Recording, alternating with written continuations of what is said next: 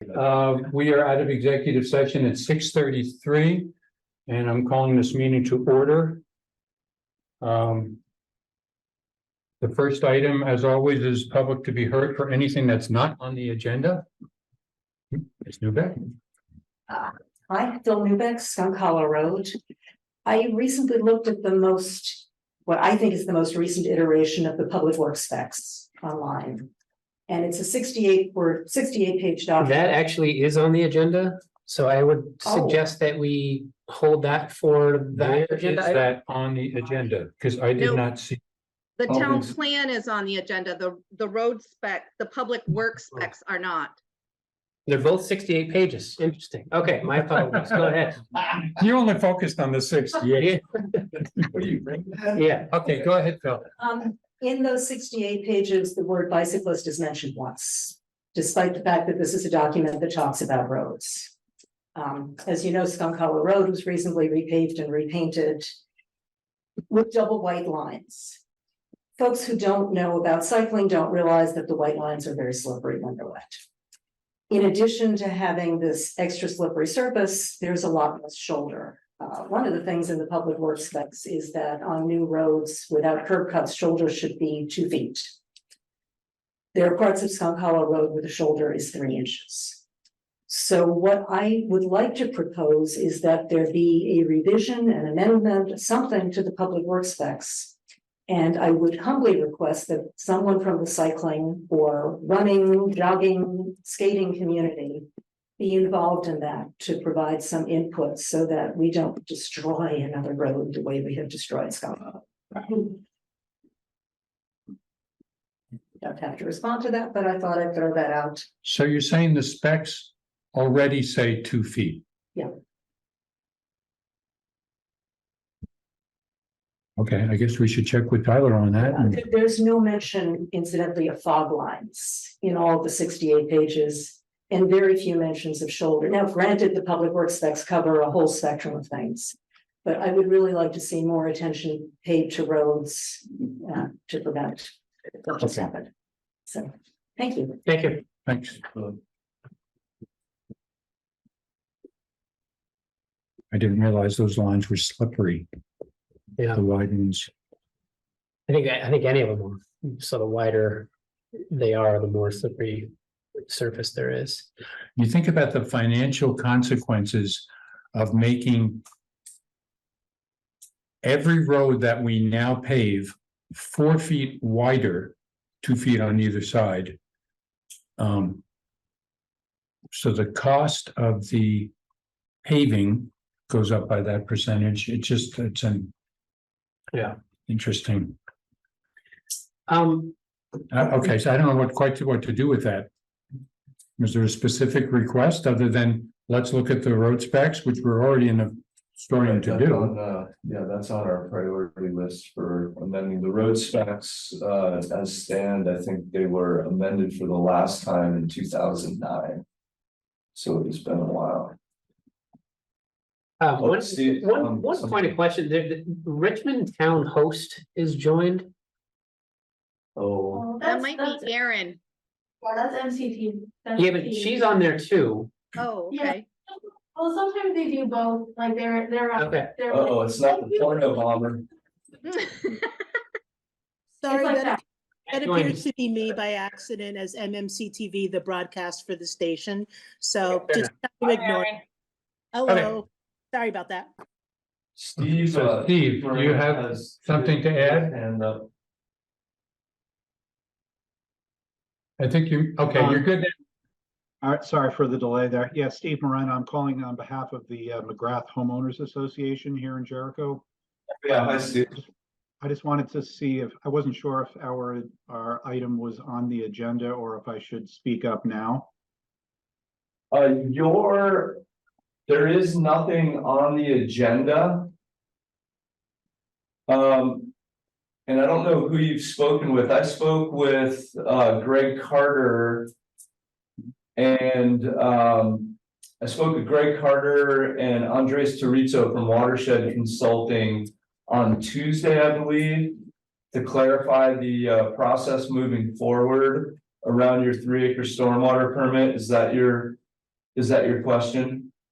Yes, and I did see a recorded Zoom video of your meeting with Greg. And Yep. so Greg had thought it was a good idea just to make sure this topic was on up for discussion at this. Yeah. Unfortunately, it's not, unfortunately, it didn't, I got no official request to be on the agenda, so we're not in a position to be able to hear that this evening. Okay. Happy to, if you, here's what I suggest, and I spoke with one of your neighbors. I'm happy to attend. I think you have an upcoming HOA meeting. Is it Thursday of next week? I think it's not next week. It might be the week after. I'd have to double check the calendar, but I could confirm that. Come and speak with you all from the town's perspective, but I think if you want to talk, off the record or have a conversation, I'm glad to bring you up to speed on what we discovered in our discussion. Okay, yeah, that would be great. I think we would like to take advantage of that and coordinate with you. Is this John that I'm talking to? Yeah, it is. I'm sorry. Yeah, it's hard to tell because we're all so far. Sometimes the camera does its thing and focuses in on one or the other of us. Doesn't seem to be happening, but. Okay, fair enough, John. We'll look to coordinate and I'll confirm the meeting date. Yeah, my contact phone number and email address are on the website. Okay. Go in Jericho. Thank you. Thank you, Steve. Jericho BT. Oh, Jericho BT. I just made up my own. Maybe we should change. Didn't that sound better? Join in Jericho. Yeah, the cameras are not really very satisfactory. I'm glad we've made that leap, but when I watch on the back porch cable, well, it's getting cold, so I won't be on the back porch too much longer, but you're like far away. I could never see any expression on anybody's face. You can tell where people are, Now but they're zooming in. it's not that close on TV. What you need, Wayne, is like, I recommend like 100-inch, Oh, TV. I have my, One of those. Yeah. it's just on the back for Red Sox game, so it's not a real big one, so. Okay, so any other comments for public portion? With that, we invite Charlie Baker, local celebrity. Project at all, or Totally up to you. they've all received the annual report in advance, and I'm sure have fastidiously picked it apart, digested it. Yeah, if you want to do that for anybody, who's viewing remotely, maybe that's that way they can see the report, but. Let me see, Greg. I'm seeing Greg on there. I think other than that, it's Paula. Okay. Yeah, so thanks for making time on the agenda. Good to see you. Yeah, I did see Catherine last night. Sorry she couldn't make it tonight. But this is kind of my annual customer service check-in, just to check in and see how we're doing in terms of providing services to the town and anything we can do, and maybe discuss any issues coming up on the horizon we should talk about. But the regional planning, this is the report that's in your packet. Has a few page report from us. The first page kind of gives you background on the Regional Planning Commission and who makes up our board, a little bit about our finances. So we kind of take your local dues and bring in state and federal funds to the region. This year or last year in FY23, that was over $7 million on about $500,000 of local funds. So a 13-to-1 return. Thank you for the representatives you have on our board and committees. As you know, Catherine has been, on our executive committee and an officer, our past chair right now. And thank you, Wayne, also. And thank you to Catherine and John too. Well, Catherine Sonic's been replaced by Linda Blash. Yeah, this is last year's information. So, right. Yeah, thank you for that grain of salt there. Yeah. Yeah, we've spent some time with Linda, so that's great. And then the second section talks about specific things we did for Jericho last year. The Jericho Corners to Riverside Path. Starting work on some project management, water quality, official map, technical assistance. I know we did an initial review of the town plan. a new trails map, which has been a big hit. Oh, okay, good. It's been flying out the door. Good, yeah, so, yeah, I don't know if there's any feedback on any of those services, any things going well, any improvements I should be thinking about? I mean, all I can say is from my vantage, the official map project is gonna be an extraordinary, it's gonna be an extraordinary tool moving forward. Yeah. As the planning commission works to enact the vision laid out by our soon to be newly redone town plan. Yeah. It's something that we've needed for a number of years. Yeah, I can just personally say, being relatively new in my position, I have a lot of gratitude knowing I can always reach out to a friendly face at CCRPC to answer questions, help guide our thinking about grant applications, anything related to transportation grants. Yeah, it's been. I have one question that's indicated here on a subject that's indicated here, and then just another more general thing, but the Skunk Hollow Road intersection, I probably said this in previous years when you've been here. One of the consequences for not completing the Cirque Highway is that Skunk Hollow has become a corridor. Sand Hill Road has become a corridor. Right.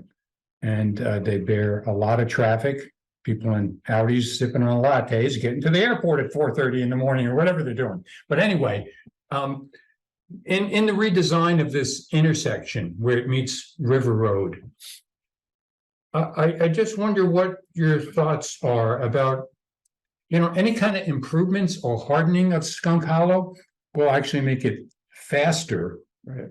But yet, I'm just crying out for help here because there are people screaming down that road all the time.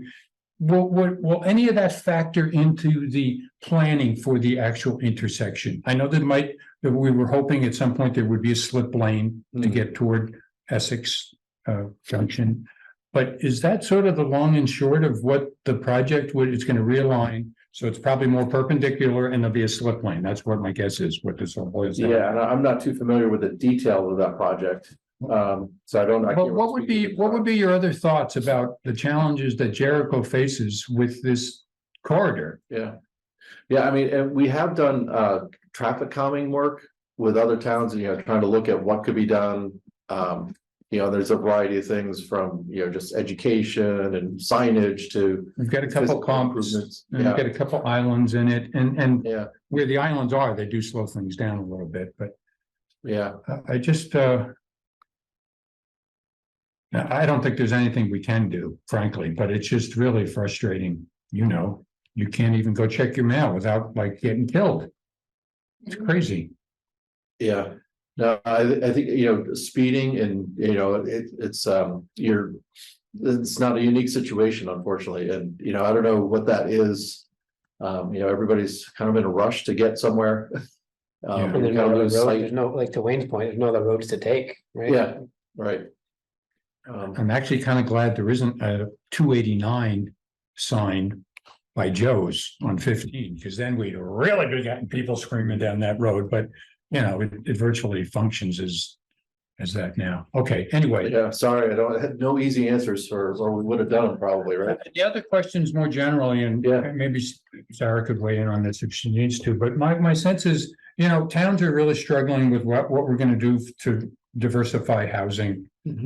And my understanding is that the Regional Planning Commission may be still locked into our old way of doing things, which is everything's got to be in the village centers.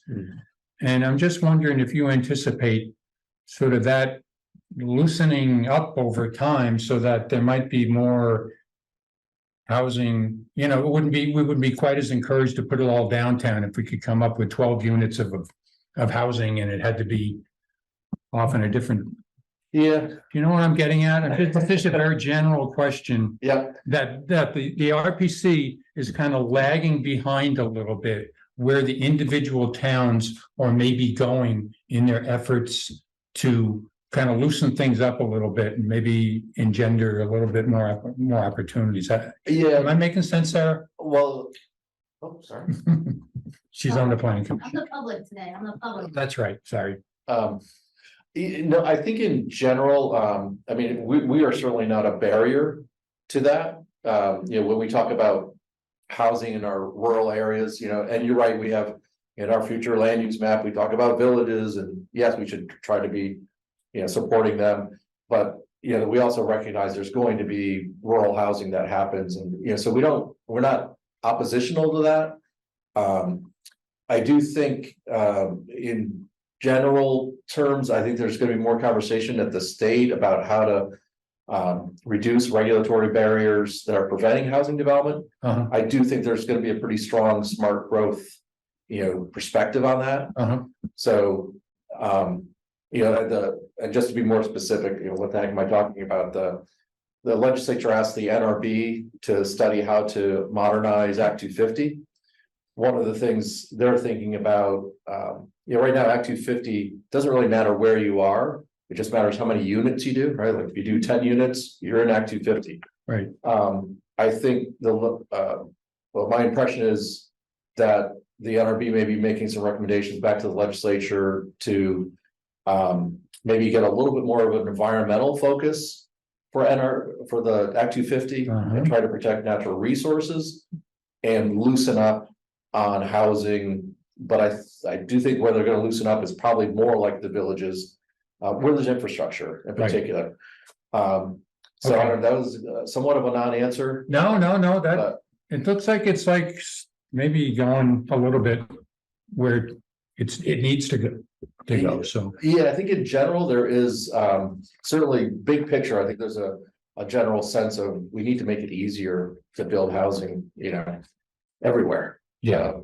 Okay, well, that's a sentence that I wanted to hear you say.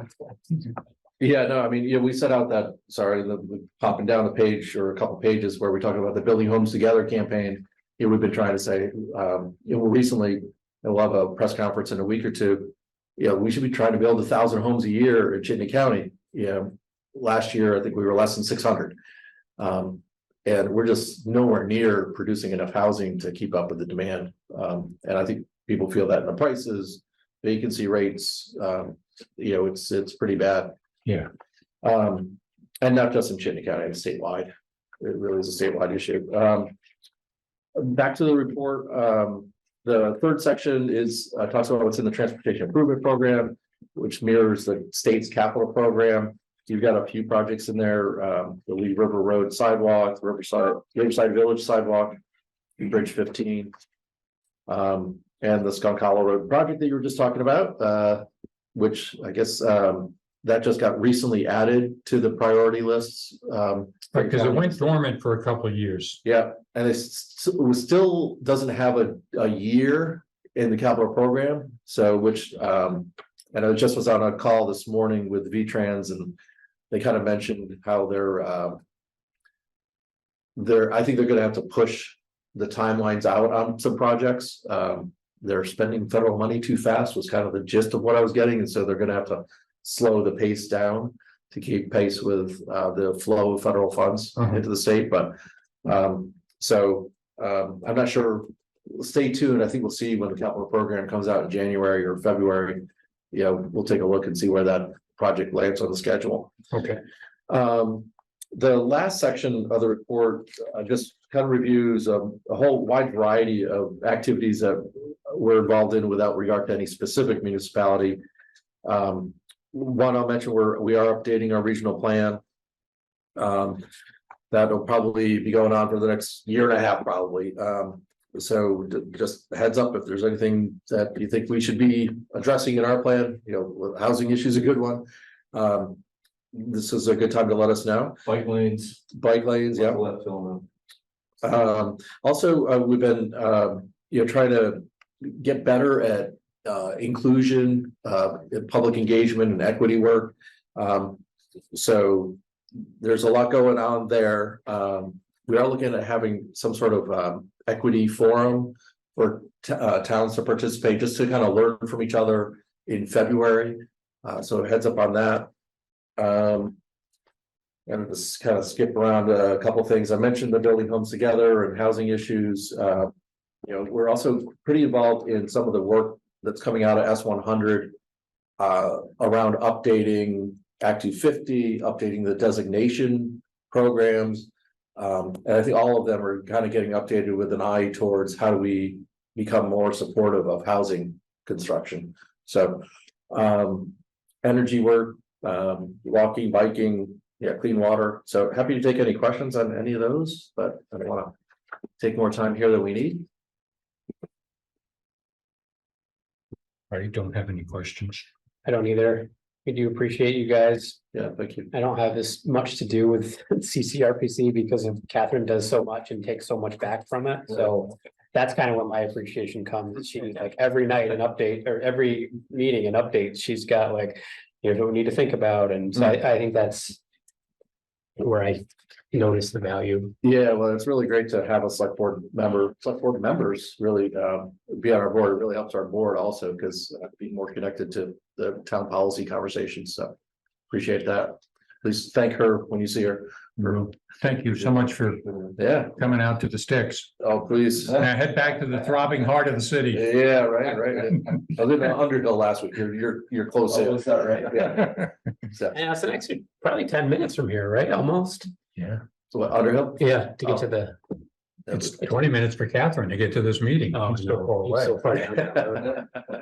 Thank you very much, Charlie, for your work. Keep up the good work. Yeah. Thank you. Yeah, thanks, John. We'll And our see. thanks to everyone at the RPC too. Yeah, thank you.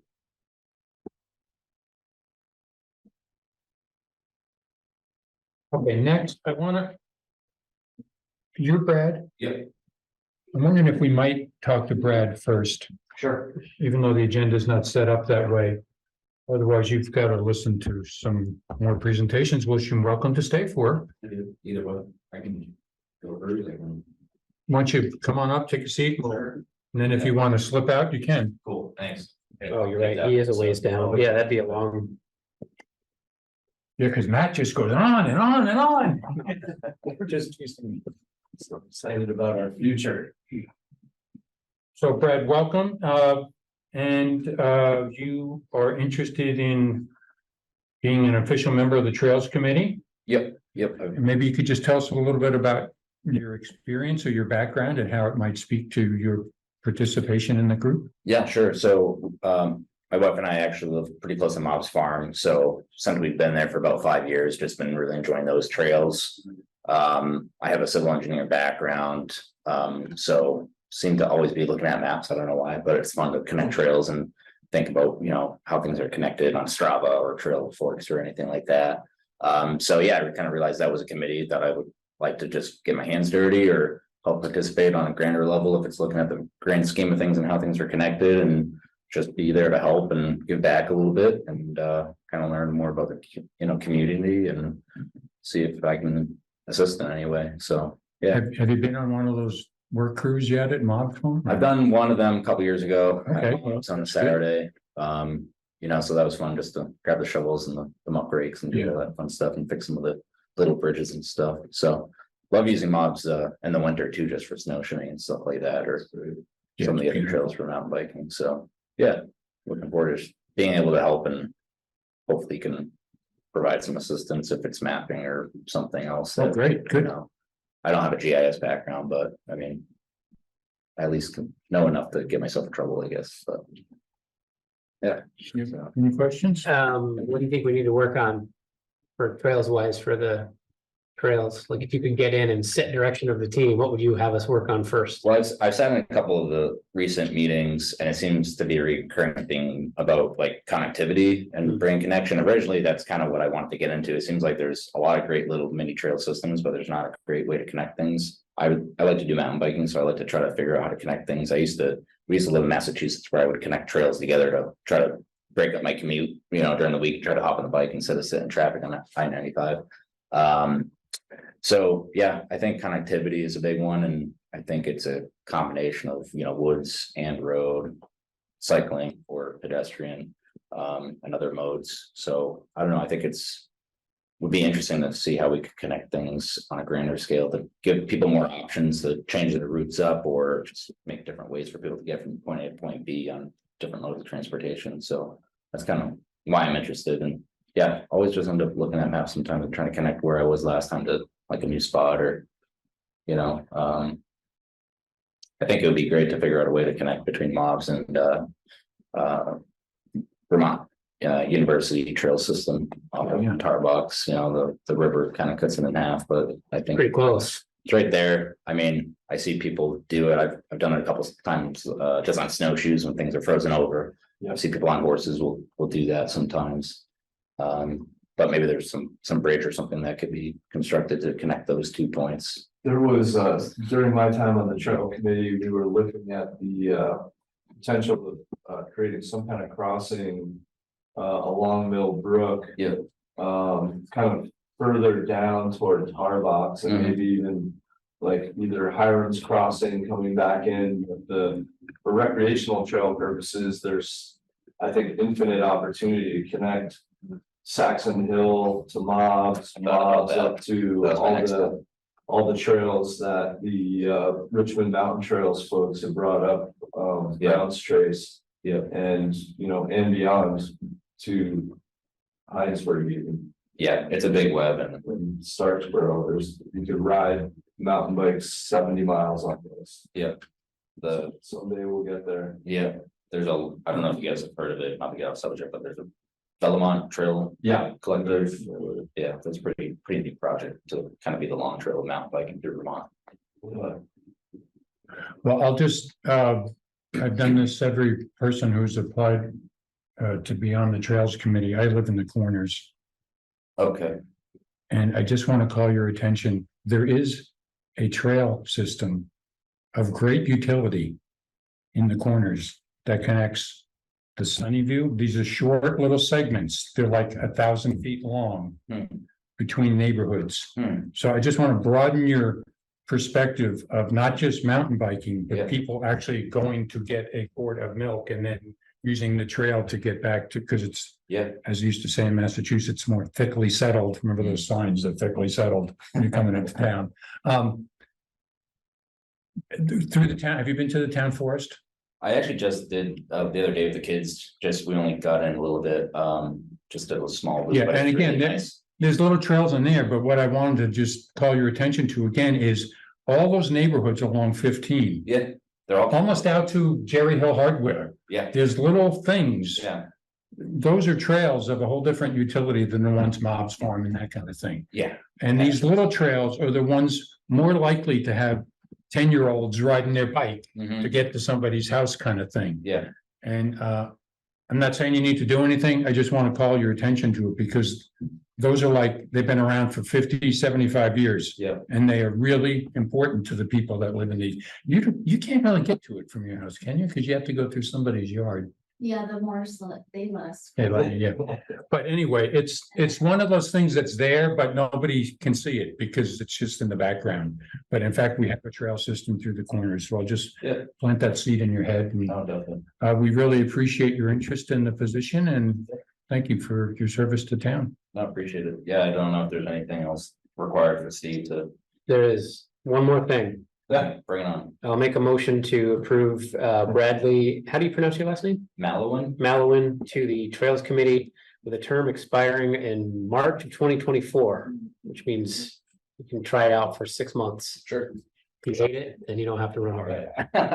Although I second that, all those in favor? Aye. Thank you. Thank you very much. Appreciate your time. Appreciate it. Thanks, Brad. Brad. Nice to meet you formally. Yeah, it's on the Trails Committee for a number of. Oh, good. I didn't know that. Check out there is a bike pedestrian addendum to the town plan. That was done originally, I want to say 2015. I think I have it open on my computer. I still Great. finished reading through. Yeah. It's I think like a lot of folks that got involved for recreational purposes. Yeah. We immediately got drawn into the conversations that Wayne's referring to around multimodal transportation and how to help people connect to where they need to go in town without having to jump in their car. Exactly. There's a lot of interest there. So. That'll be fun to try to add to that value. So Thanks again. thanks a lot. Thanks. Appreciate your time. Okay, Matt. Oh, Jeff York is not here?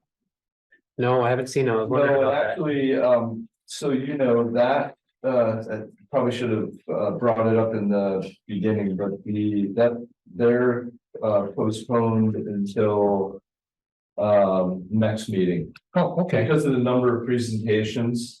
And we are flying through tonight. They want Oh, man, I was ready to be here till midnight. Digital. Oh, I got it. I can be good. Yeah, great. Maybe that's true. Oh, awesome. Thanks, man. Appreciate it. Hey, Matt, how are you? Yeah. Excellent. How are you doing? Good. How was the reading of this? Hope you didn't fall asleep.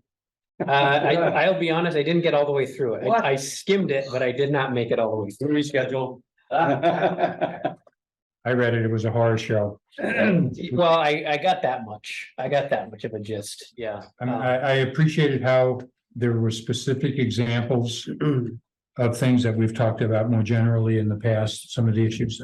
By the way, we move on to the agenda item if you're watching this on cable, to the feasibility study of the Jericho Highway Department building with Matt Young, who's the consultant who the town has hired to take a look at the building, and he has come back with his results.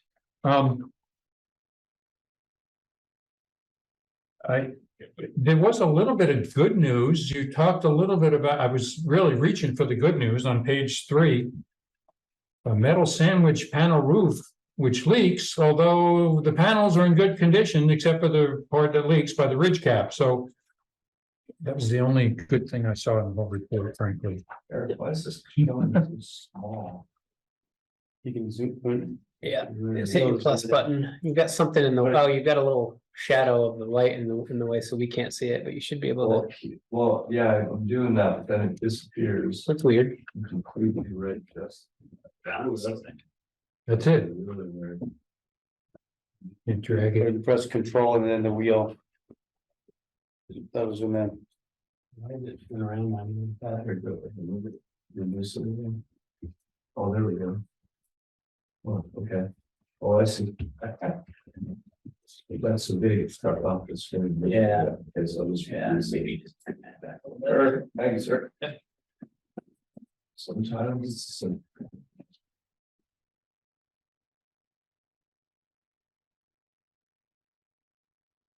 Oh, why the heck is it?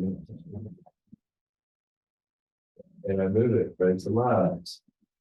Come on, buddy, you can do it. Here we go.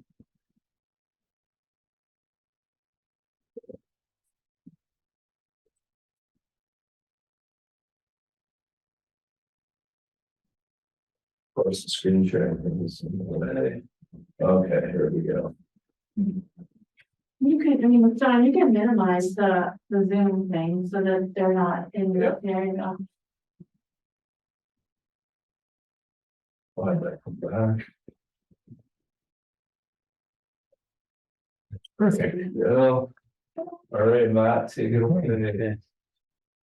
Well, the way I laid this out, I guess the best way to look at it is if you go to the table of contents. And you guys tell me how deep you want to get into this, because this could be a long conversation or. I mean, we have the report, so I don't know that we need the report read to us. Right. But for the sake of people listening at home and for the recording, maybe just like an overview, like a. Maybe not a 1,000,000-foot view, but maybe not a 1-foot view, like a 1,000-foot. Okay. So, this is called a feasibility study, and a feasibility study, the object to that is to look at the existing conditions and you look at, what's feasible in order to be able to make changes or improve the situation that's out there. So what I did is I spent a morning out there looking at all the existing conditions, taking a lot more pictures than really what you see here. And what I tried to do is just kind of capture more of the highlights of some of the issues. And then if you go over to the go to page 9, that really summarizes, and I broke it down into 3 categories. One category is kind of the exterior facility of the building itself. And yep. If I could just, because then, again, because the cable's running. For exterior, some of the things that caught my eye: does not meet current snow load, no longer airtight, Yeah, not adequate for current size trucks, not deep enough to accommodate truck length. Don't know where bathroom waste goes. yeah, I like that. The truck thing was interesting, like, so just so people know, I didn't know this until I read this part of the report. So we have to order our trucks special. They typically come with 14-foot boxes on them. We have to order them special so that they come with 13-foot boxes so that they can fit in our town garage. Yeah, I so did you're not spending- know that. Yeah, so you're spending more money for I didn't a either. smaller Yeah. truck. But then at the same time, the guys can have less load, so they have to make more trips coming back every time. So it's about like 2 cubic yards less, every time that, so that's a lot more gas, a lot more return trips. We're making, so, on top of that. So that's the kind of in general of all the exterior Sorry, Wayne, I thing. just wanted to point out. No, that's mind-boggling. Yeah, Needs new water well. yeah, the water you have out there is not drinkable. It's not, you can't even use it for eye wash. In fact, they have another package set up for the eye wash system. But the water is not drinkable and it's not. Does it? And that's new well, like, could we get that evaluated by somebody to see? I mean, cause Absolutely. maybe it's the building itself and the connection to it, right? Well, no, it's actually, there's another municipality that ran into the same thing, and we actually ended up drilling a brand new well. Because we knew that their existing garage that they had bad water, so building a new garage. We knew that the existing well wasn't sufficient enough to handle the pressure and the loads for the new facility. But two, their existing water was not drinkable either. So we did drill a new well that ended up coming up with water filtration system that all tied together. So it's not just the building itself, it's your groundwater. And unfortunately, there's parts in Vermont where you'll get a lot of sulfur, you'll get, a lot of iron, and things like that. And in those situations, they have to be pre-treated. And then the final thing in this exterior section was lack of stormwater management. So that seems relatively minor compared to no water to drink in the building. But anyway, I was just astounded by this list. I mean, all sorts of circles on it, like, oh my God. Yeah, there's none at all, because one, it's the building was grandfathered in. You have one building that was built in the early 70s, another one that was in the early 2000. And big things happened since then. There's the snow load that, building codes have changed drastically. Then the Vermont Energy Efficiency Code has changed drastically. Sure. Since then. So we know that the building you have out there now is every time you turn on the heater, you're basically heating the outside. And then on the interior, the ADA bathroom, we knew about the heating system. I'm assuming one is up and running at this point, John? Yes. The new one? Well, no, at this point, we are still waiting to get the pad and the propane tank installed.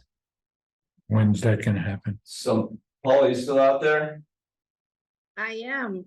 So Did you- I am working with Aaron from Mountain Air, and he and I are both on top of AmeriGas, and we're not getting any response. So Aaron reached out to them yesterday and was going to be a little bit more harsher to get this done. And he's going to reach back out to me and let me know by Monday, hopefully Monday. If that's the case, we'll just go with somebody else. Thank you. So Everything any- else is up and running. It's all set, all ready to run. We just need the gas tank. Thank you. If, I know this is awful to say, I'm sure you'll figure out and they'll come and they'll get a system set up in time. But could we connect a 100-pound propane tank to it in the meantime, if we get into a pinch? I don't know Right. if we can. I would imagine you could, because everything is all connected. Well, I think, That's what I'd do. Or me. I think, well, Steve, maybe you can speak to that. I think one of the things I've learned through this process is that there are required setbacks between the building and where fuel is stored. Is that right? Definitely, yes. So I guess what I'm thinking, like, I'm with your plan, like, we could go ahead and do that tomorrow, but. I mean, you'd only do it in an emergency, but Right. I'd rather do that than, Yeah, you know. okay, well, let's get back to Matt's report. Yeah. So we're on this interior section, anything else jump at you? The ADA bathroom, the heat, the eye wash, we knew there was a prepackaged unit, which I guess is as effective, but just not ideal. Any other things really jump out on the interior Well, section? item 4 is in relation to what you guys were talking about. The concern that I have, even with the new moldings that you're installing now. Because again, the building is so inefficient insulation wise, it's, if it's 20 degrees outside, guys open up those doors. That heat is out of there. It's gonna take another 2 hours for it to reach its temperature, so. There's a concern about, again, you're gonna be burning up a lot of fuel to try to maintain even a temperature that guys could work in. Yeah, we realize that with eyes open, that this is Yeah. a very temporary thing to just get us to the, Right, the new. yeah, Okay, and then as far as life safety, yeah.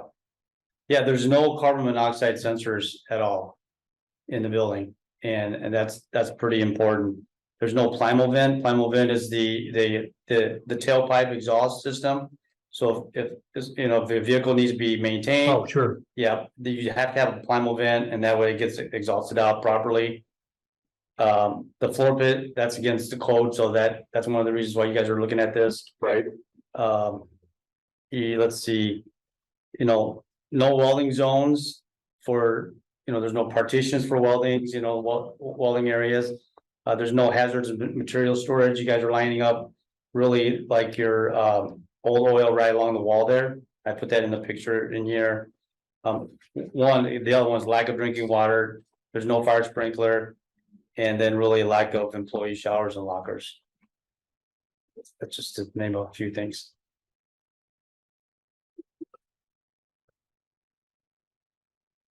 So, and I'll just be candid. I've had several conversations with you guys, and one of the things that, as I've kind of drilled into this and I've looked at other facilities throughout Vermont. This facility is critically in a bad shape, really bad shape. And, my cover letter, I talk about what my walkway with after doing all this is that you need a new facility. It's not just to be able to maintain the employee staff that you have now, but to be able to even hire somebody. Because there's no way I would want any of my kids to work in that facility. There's no way. I remember you said And that, I wouldn't even want my daughters to work there. So, you guys don't have any female, employees or candidates. I don't think they'd want to consider working there because the bathroom's in a pretty horrible situation. And the bathroom alone is so small, sometimes guys have to go to the bathroom with the door open. They can't fit in there, physically fit in there. I'm a small guy, I use the bathroom and I can barely fit in there. It's a closet. it's So very, there's, very small. yeah, and then the other issues I have, I'm concerned about is I'm really concerned about just the town's liability on the insurance side, the workers' comp and safety. That's the other thing you guys need to think about. Because for your guys that have to basically hurdle over equipment every time they want to go from one bay to the other bay, that's dangerous. With the tools, with cords, and with, plow trucks, plows, there's just no walk around at all, between the, the vehicle from the plow fins and all the way to the back side. That's why they have to have the doors open a lot of times. And then if you have to have the doors open, then you just defeated the purpose of trying to have multi-million dollars worth of equipment maintained and ready to go. When that storm hits, you want your equipment ready to go and preheated and cleaned and ready to be out, as soon as possible. So the next step, what I did is I did a look at the site itself, and we had a discussion about, what is the viable site location? And yeah, we bring that one up. And on this hard copy, I inserted like 11 by 17, so it's easier to kind of look at. If you could zoom in a little bit. Yeah. I kind of segregated the site into 4 zones. If you move You're down. on that parking lot on the bottom there, right? The bottom Yeah. right. Yeah. There you go. Oh. Yeah, right there. Drunk driver, sorry. Go down to the area that where the existing is. So we can see both areas. Yeah, there you go. So Okay. one of the things I did look at is, okay, well. You know, if you were to site a new building, where would that be? And I calculated the areas for two reasons. One is I wanted to calculate what a disturbed square footage or acreage would be. That affects your Act 250. So that's one of the reasons why I did that. So I was trying to do multiple things at the same time. But if you were to site a building on this side over here, my concern would be that you would pigeonhole yourself in the future if you were to add on to the bay. And I always tell the municipality is when you site your building, you know, make sure you have enough room to go one or two bays more down the road, because you don't want to be at a point where you pigeon yourself in, you're going to spend more money in the future trying to grow. So the most logical spot seemed to be what I call the area B up in the top there. And you can see where we also did some temporary little test pits out there. Mhm. And then in the report, I show you the pictures of the test pits, what it looks like. One of the things that really have hurt municipalities in the past is not knowing what's below the ground foundation, whether it's wetlands, ledge, bad soils. So you guys have excellent soil. In fact, you can actually make a lot of money because there's so much sand here. There's a ton of sand there. It's really good sand. So to me, area B seemed like the most viable spot to put the building here, because it would give you plenty of space to grow in this direction. And then I also looked at area C. Concern I had with area C was, I know that there was a power line that's buried that's going through that area that goes towards the solar farm. And then plus this area was a little bit smaller, and I was actually more concerned about the grade and everything else that goes with it. And then But it dropped right off at the back. it drops right off there too, yeah. Yeah. So when you're starting to think about building siding, you also want to maintain a couple other thoughts is, okay, where you're gonna have your septic and where you're gonna have your storm management. And you want the building footprint to be higher than everything else. Some projects where we couldn't achieve that, and you spend a lot of money hauling in to raise the building pad up. And you guys are in a better situation where I believe that there's a big pile of material here. This needs to be analyzed, but there's a good chance that we could actually use that if we need to for base material. Now, Aaron told me last time that they couldn't use it for the roads for some reason. But I said, I think we could probably use it for the building pad itself, though. So I looked at it and I took some pictures of it. So if you can go to a picture where there's another, where I kind of laid out the building.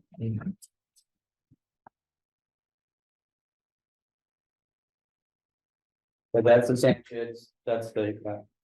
So The one here. yeah, this is the one here, yeah.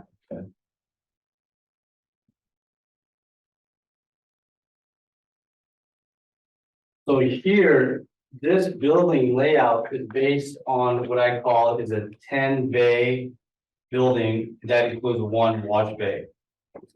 And we'll go to the picture, there's another sheet that shows you the programming. But that's basically, it's 242 feet long from here to there. And it would give you enough room up the top to be able to accommodate expansion. And then we did a test pit over here because I wanted to see what that looked like if this was to be a potential septic leach field. So that looks really good right over here. And then possibly over here, a spot for a future storm drain pond, retention pond over here. Now, of course, as you go further in design, a lot of this could change, but these are just ideas I'm capturing now so that at least we got the cost, captured at this point. Any questions before I move on? No, you were anticipating this when we met, John, you, Paula and I think. You had kind of suggested some of this might be where it would would make sense, at least first blush, that's what you had said back then, so. This seems consistent with that. Where do people park when they pull up in the morning? They could park, you could create something like a parking spot area here or this here, and this could scooch over. A little bit further north too, to Okay. accommodate that. Now, one thing to keep in mind, when we did the test pit. It's probably a good 8 feet lower than where this grade is at. So that means some of this stuff will have to be shoved over in order to, create the pad. But at the same time, I've tried to get to a point where we're not, eliminating, a lot of trees either and trying to be sensitive to that. Keeping that in mind, you also want, there's a 90-foot magic number that you kind of want to look in the front. And that's why you see the 90-foot dimension. What that allows you to do is that typically there's going to be a 40-foot concrete pad in front of all the bays. And then that gives room for the equipment to sit outside, like let's say in the summertime, but then it gives them plenty of turnaround space in the front without interrupting, traffic that could be on the roadway itself. And that, you could, again, that could be flexible, but I wanted to at least Right. see what the 90. Right, because we're just talking about concept tonight, so. Yes, yeah. Yeah. So if you go to the programming part. What I did is just from past experience with other municipalities and their equipment counts.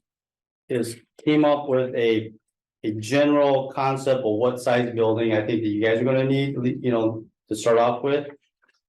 And like I had said earlier, yeah, that's a kind of a general, it's kind of like notes for you guys, what, as you're going through the planning stages, what to keep in mind. And if you can go to the next sheet where it has the programming floor plan. Yeah, right there.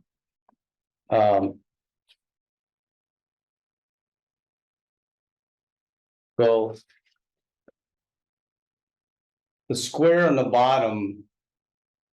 Actually, it's kind of yellow on mine, but anyway, that designates as one of the bays, which I call the administration and office component.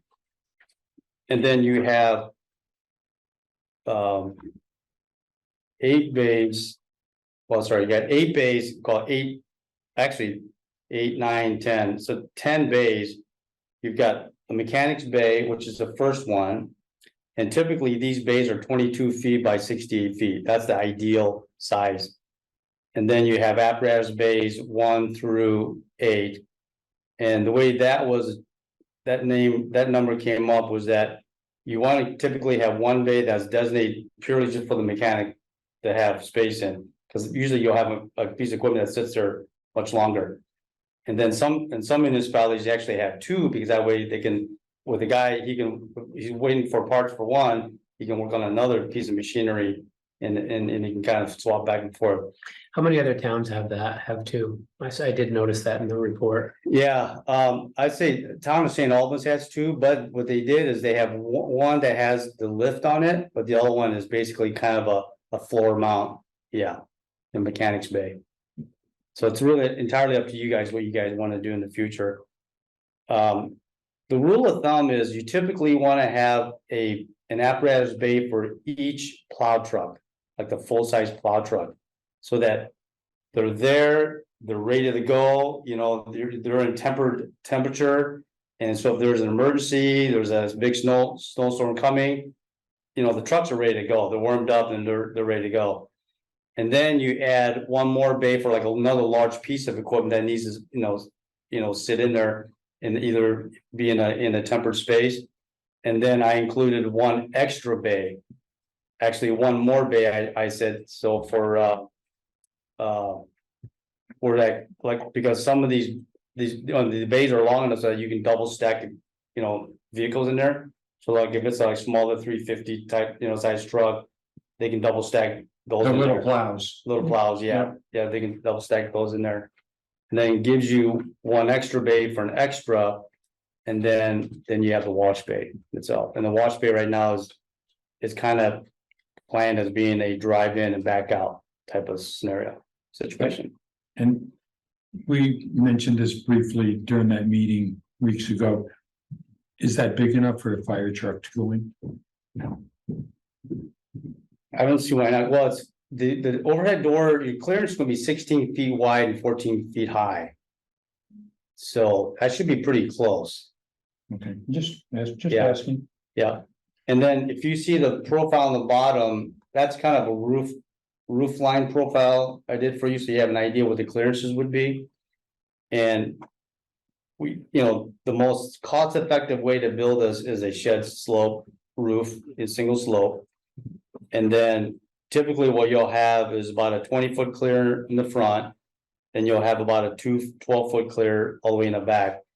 And a lot of times what happens with the apparatuses is that if you read what I said on apparatus bay 1, you typically will have like a little welding staging and a charging station, like near the front there. Uh-huh.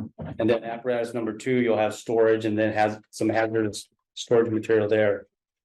And then on apparatus 3, I basically kind of identified some of the systems infrastructure you want, which is going to be, electrical drops, air drops, and some water drops, so that guys don't have to go drag cords all over the place. And typically what we do is on all the odd number bays, they'd have, water drops and air drops, so that, that service is available for swinging both directions in both bays.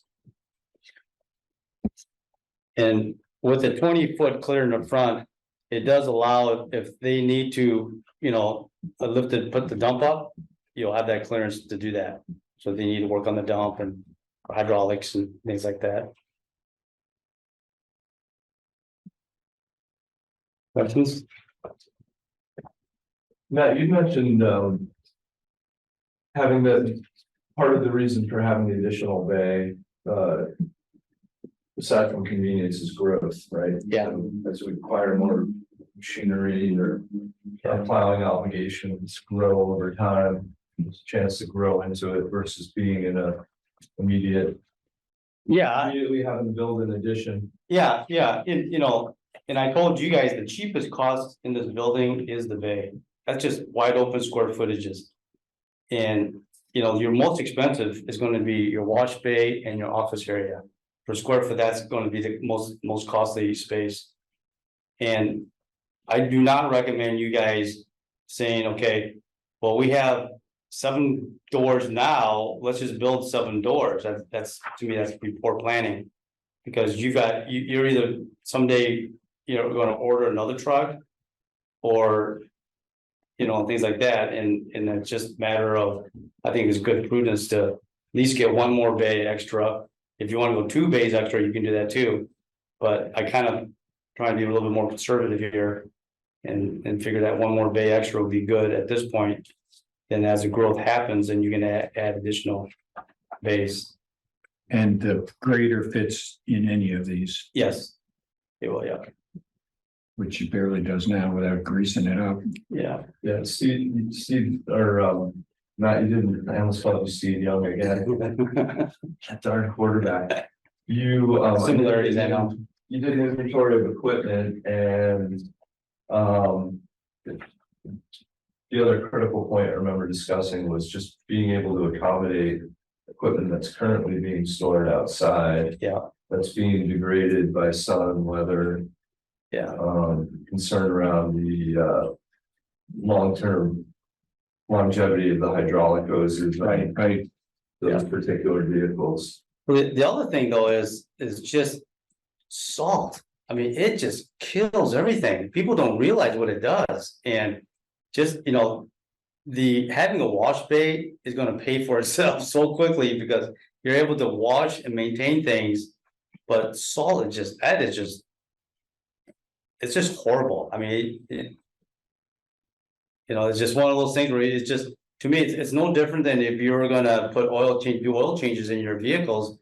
These vehicles have to be washed down thoroughly. They have to be done with hot water. You can't just do cold water, with that, but they have to be maintained just as well as they're being maintained, mechanically. And then you go on to permitting.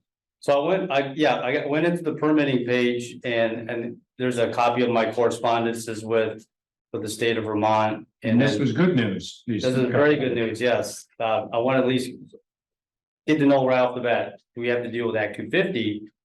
And in your project, you do not.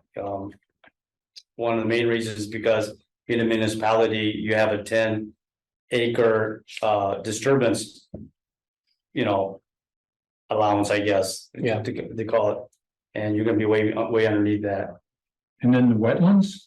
In the wetlands, we talked about that too, and I actually ended up talking to Dory over there. Oh, you did? Yeah, so her and I had extensive conversations. Great.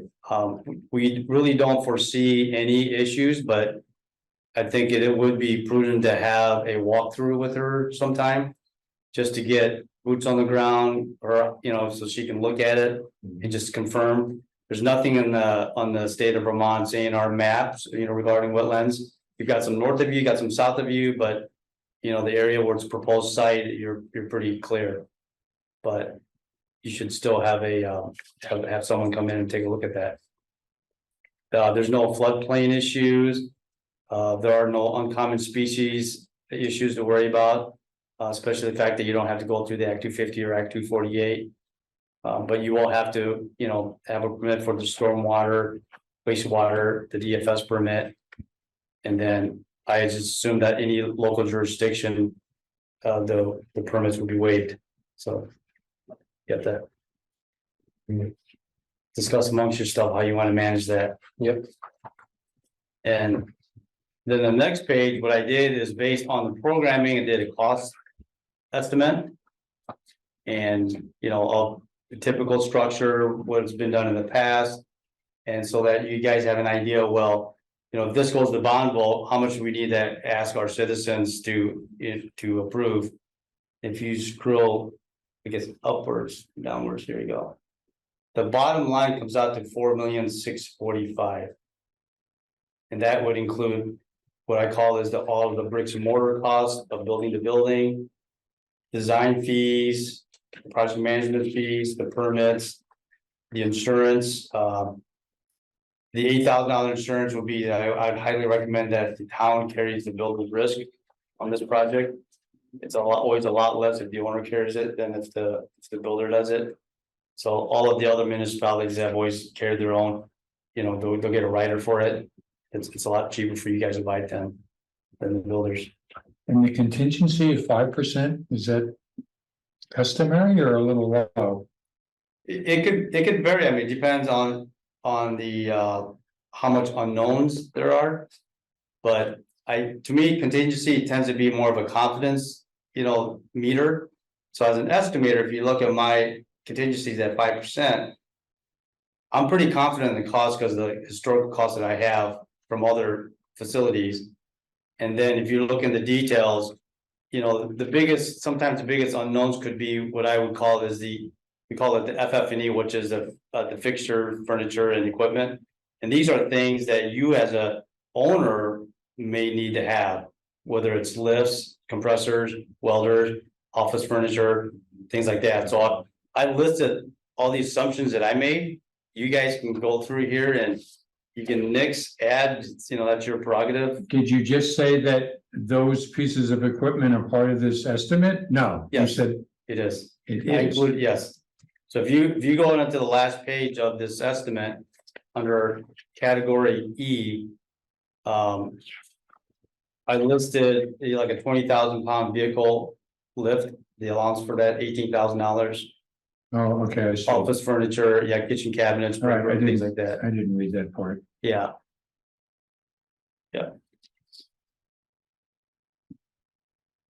Okay,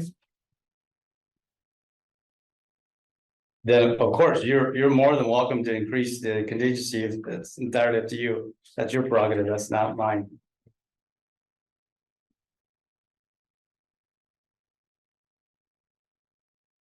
there's no wood in this building, No, you've got some rough carpentry blocking, but very. but Yeah, there's it's a- metal it's a- studs and all that sort of. Yeah, it's a type 2 structure. It's a non-combustible sprinkled building. Yeah, it's a pre-engineered metal building. Did this? I don't want to pick up the weeds too much, but does it include like a shower and that kind of thing? It does, yes. Yeah. Yeah. Basically, I kind of balance your facility between the town of St. Albans and the town of Georgia. You guys are sort of like right in the middle of those two. Population wise. Well, even needs, you know, the bay sizes. So for instance, I think your building ended up being like one bay larger than town of Georgia. Whereas, you know, it's Was a like little 3 smaller. bays smaller than, you know, town of St. Albans. So it's, yeah. And I mean, and you guys can come to your own conclusion. You can say, you know what, Matt, I think you're a little too conservative and we may need more bays. And that's entirely up to you. Yeah, so I made a lot of assumptions at this point. When you did your walkthrough, were there members of the highway department there, and did you bend their ear, or they bend your ear, or? I did, yeah, oh yeah, this is, yeah. So you did have a sense of, you know, this is what you did talk enough with them to have a sense, this is how many bays would kind of work for us. Right, yeah, and I've also Because we're learned, out of it. I mean, I've only been in the building 3-4 times. Yeah. And I looked at what you have currently, and I looked at how we analyzed it, the needs for the other communities. You know, the kind of the rule of thumb. Because that kind of dovetails over, let's talk about, I guess we go into scheduling a little bit. I did put a little bit of schedule in there. And part of my recommendation was to try to get this moving sooner rather than later. And the concern that I have is that if you were to even go as fast as you could on this project, you're still out until February 2026 before the building is even available. Yeah, I saw that. So that's 3 years out still. So if you're to go. Yeah, I just want to say explicitly. Well, it's 2 years I out. just want to say explicitly with the Yeah. camera on, the select board has not adopted this schedule. Yeah,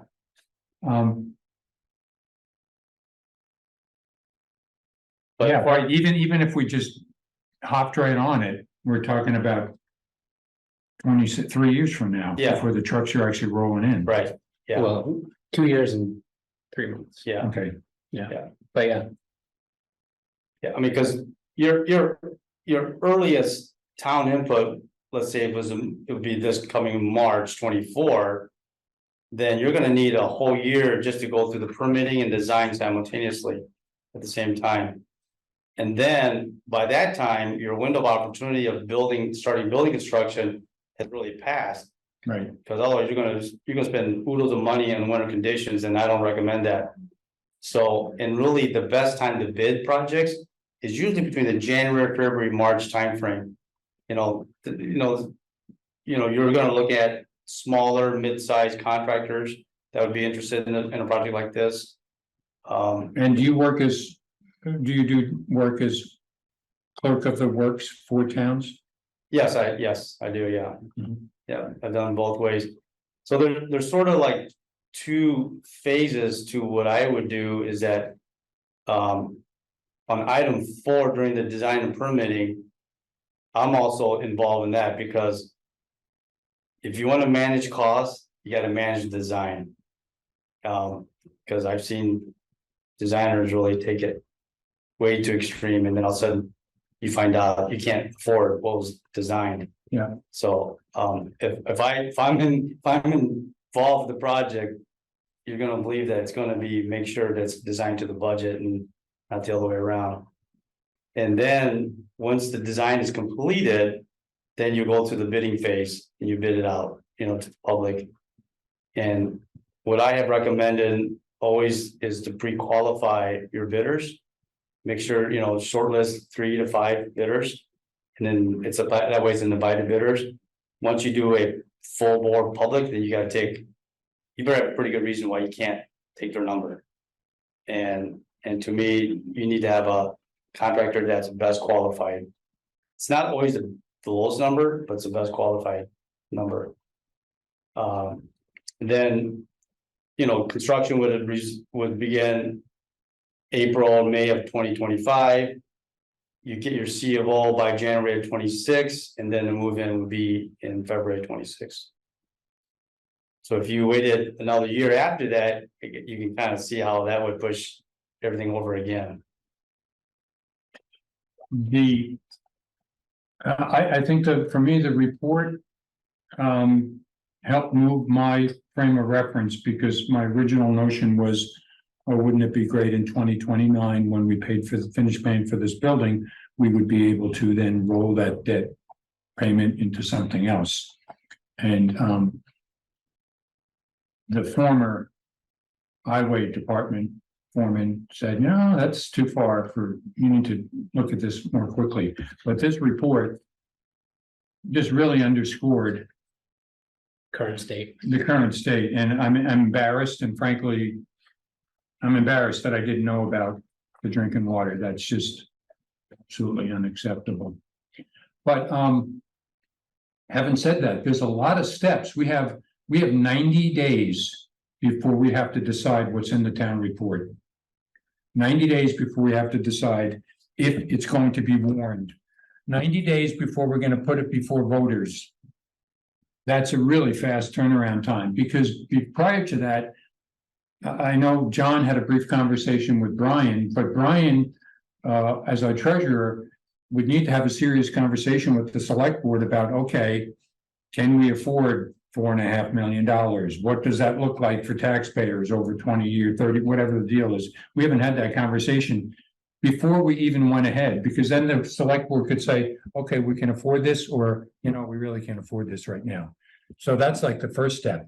Then after that, we've got, maybe that's enough to say, okay, we're gonna put this on the ballot or not. But then in the interim, we've got to build support for that vote. Right, In March. we're gonna take a lot of, And one open house is not a yeah, campaign gonna make. So it's gonna take some figuring out to, and believe it or not, we have stuff to do between now and the next, and 90 days from now, right? Like. So I think this report is great in that it's a little, like Wayne said, it's a little embarrassing, yes, and eye-opening. Right, I mean, we do need to be thinking about it. but for me, as the select board member, I've got to talk to Brian next. That's absolutely the next step. And that needs to be sooner rather than later. And he needs to walk through us, what are the tax consequences for, Right, what would a The bond look residents, like? What would like, okay. because now, then we're paying two $4.5 bonds. million, For 4 or 5 years, we're paying 2 bonds. right, And then, you know, in 2029, we go down to 1. Now, that's a big pill to swallow, but Yeah. I don't know what that cost is. I don't either. And I included the cost through 2025 in this estimate. After that, all bets are off. Because who knows what the world's gonna be like at that time? So costs could come down, is what you're saying? No, I will guarantee you when I go come down. Spoiler. And we'll get a volunteer crew in. Yeah, just to give you an idea, in town of Georgia. We were in the middle of the pandemic when this was trying to, kick off. And just the sub-base insulation alone, it was skyrocketing on a 24-hour basis. We're at a point where, the town's saying, Matt, they're saying they can only hold the price for 24 hours, and the price had already gone up 30%. Okay. And I said, this is my recommendation. If the project doesn't go, I said, I would buy the insulation, stock it. If the project doesn't go, you're gonna make money, because you can turn around and sell it. The project ended up going, because we had to finagle, we had to do a lot of value management, because it went beyond the budget, but we were able to figure out all the ways to make it happen. But Yeah, it was just no one I think our industry, construction industry, was just as shocked of how it was crazy during that, how we're interconnected globally with shipping and where things are being made. But you get one ship stuck in a canal in the Middle East and. you would the think, price of yeah. So it's. We need to, maybe you could write down that, you or Paula could write down at the next meeting if we could invite Brian to. I already did. Oh, thank you, Thanks, Paula. Yeah, we've been heading into budget season. We're gonna be meeting with Brian with regularity. Yep. Yes, sir. What happens to the existing town garage when the new town garage? I missed that. Thank you. I put that in here, actually. Okay, and item 3, if you were to go to the next page under the recommendation. What I said is I recommend that the existing garage be maintained. And just keep it as cold storage, but tempered cold storage. Because you have other equipment out there that needs to get out of the sun, and that would be a good use for that. And I highly do not recommend, demolishing one of the buildings, because they're actually both now working together to support each other. So if you take one down, you actually will Weaken the other. weaken the other one. So Would you recommend update it, like repairing the roof? no, the roof is actually pretty good. The only part that you had the leaks was the ridge. Right, the ridge. And the cheapest, and I think I told Paul, I said, the quickest, cheapest way to do it is just. Get ice water shield right on the top and lay the whole thing, the whole length of it. That'll take care of 90% of your leaks. Because that's where the leak is happening. Yeah. But that actually is a good roof. It's a sandwich metal panel. And that's the exact same system that I'm recommending for your new garage. The walls and the roof. It's gonna be the most energy efficient and quick way to get the garage built. But no, I think it's definitely an asset that you can still use, and I would use it. But what I would recommend though is demolish the bathroom that's in there, plug up all of your drainage, because we don't know where it's going to. Right. Yep. So you can control that. And just purely use it for cold storage. Okay, well, thank you. Thanks so much for this. You're welcome. Nice job. Thank Yeah, you. very nice. Matt, Welcome. Matt, you'd be happy to know, Linda was, we were at the VLCT Town Hall in Burlington last week. And Linda, our town planner, ran into someone from Georgia who was talking about how great their new Yes, a bunch of, town maintenance. was not the road crew, but a The bunch of staff. staff, Good. I had lunch with them and they were very excited about their new town garage and spoke very highly about you and about the new building. Good. Well, I thought George's garage was really bad. That's why I saw you guys, your garage. That was a whole new level. Great. Just to let you know. Won the race to the bottom with town garages. Yeah. Yeah. But you guys. Yeah, well, again, I feel really a little embarrassed. I mean, you knew about the structural issues that we had fixed, I don't know, 10 years ago. Yeah. Did some welding to keep the I-beams going, but beyond that, I knew it was sort of messy and old. But my dad used to be a grease monkey, so I went in there and was, oh, this looks a little like the garage Dad worked in when I was a little kid. But I didn't realize there were so many serious issues in that building. Yeah, and I guess my concerns are more personal, where I just really concerned about the employees. Yeah. And I'm concerned that if you wait too long, I don't know what you're gonna have left in your highway department. Because it's a pretty competitive world right now with employment, Mhm. and. Yeah, we mentioned that from the get-go, that we saw one facet of this project having to do with employee retention Yeah. too, so. Yeah, absolutely. So we will get back to you, and we may, once we have a little bit clearer on the financial situation we're in, we may press you to be over there for an open house and a walkthrough to go through this report. Yeah, and you should probably do it a couple of times, so that everyone gets. Has an opportunity. Yeah. Yeah, An opportunity, yeah, absolutely. and what we have going for us, it'll be cold over there by the time we probably do this in just a month. If we have an open house in November or something, or Yeah. December. Thank you very much for your time. Thank you. Matt, thanks. Yeah, we'll be in touch. Okay. Okay, so the recap though, because this is a monumentally important project.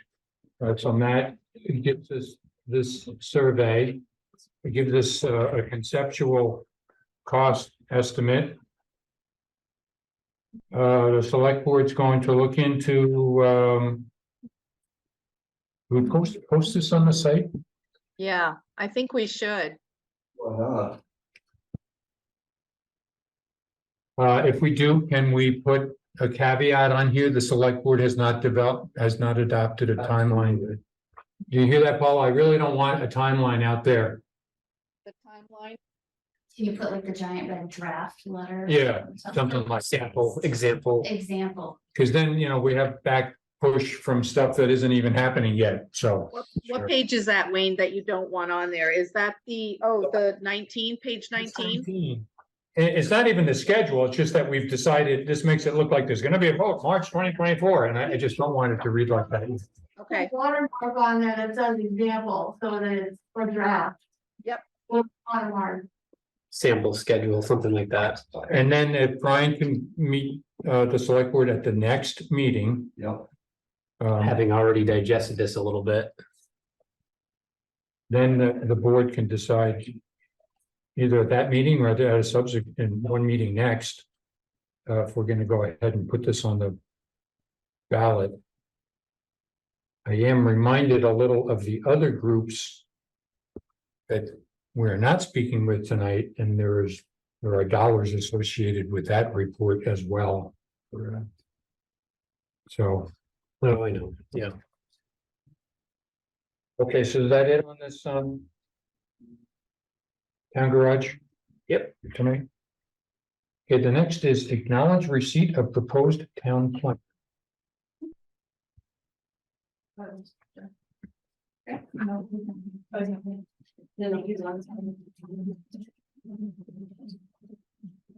Okay, well, you have the town plan in front of you there.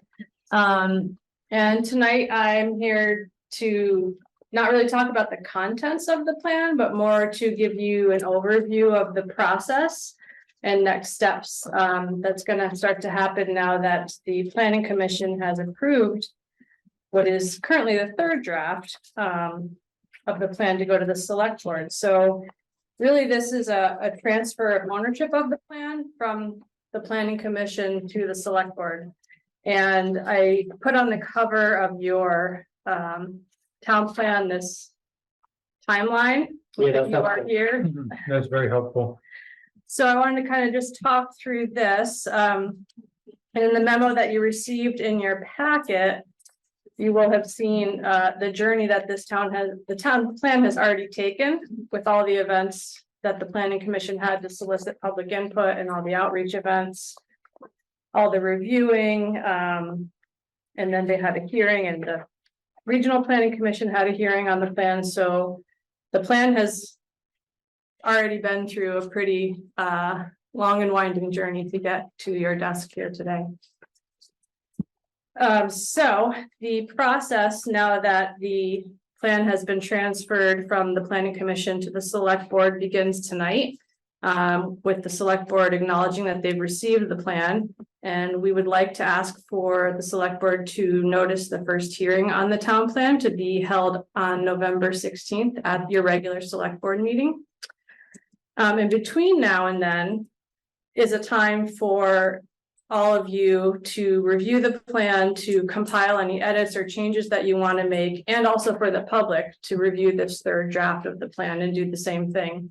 And so process-wise, what I was thinking, and what has been working with the planning commission, is that I have been receiving comments from the public and from the planning commissioners and compiling them and reviewing them. And then we've discussed in meetings which edits the planning commissioners want to make and incorporating them. So I'm imagining we do a similar process with the select board. If that sounds like it would work for you, if you have other ideas, we can certainly discuss them.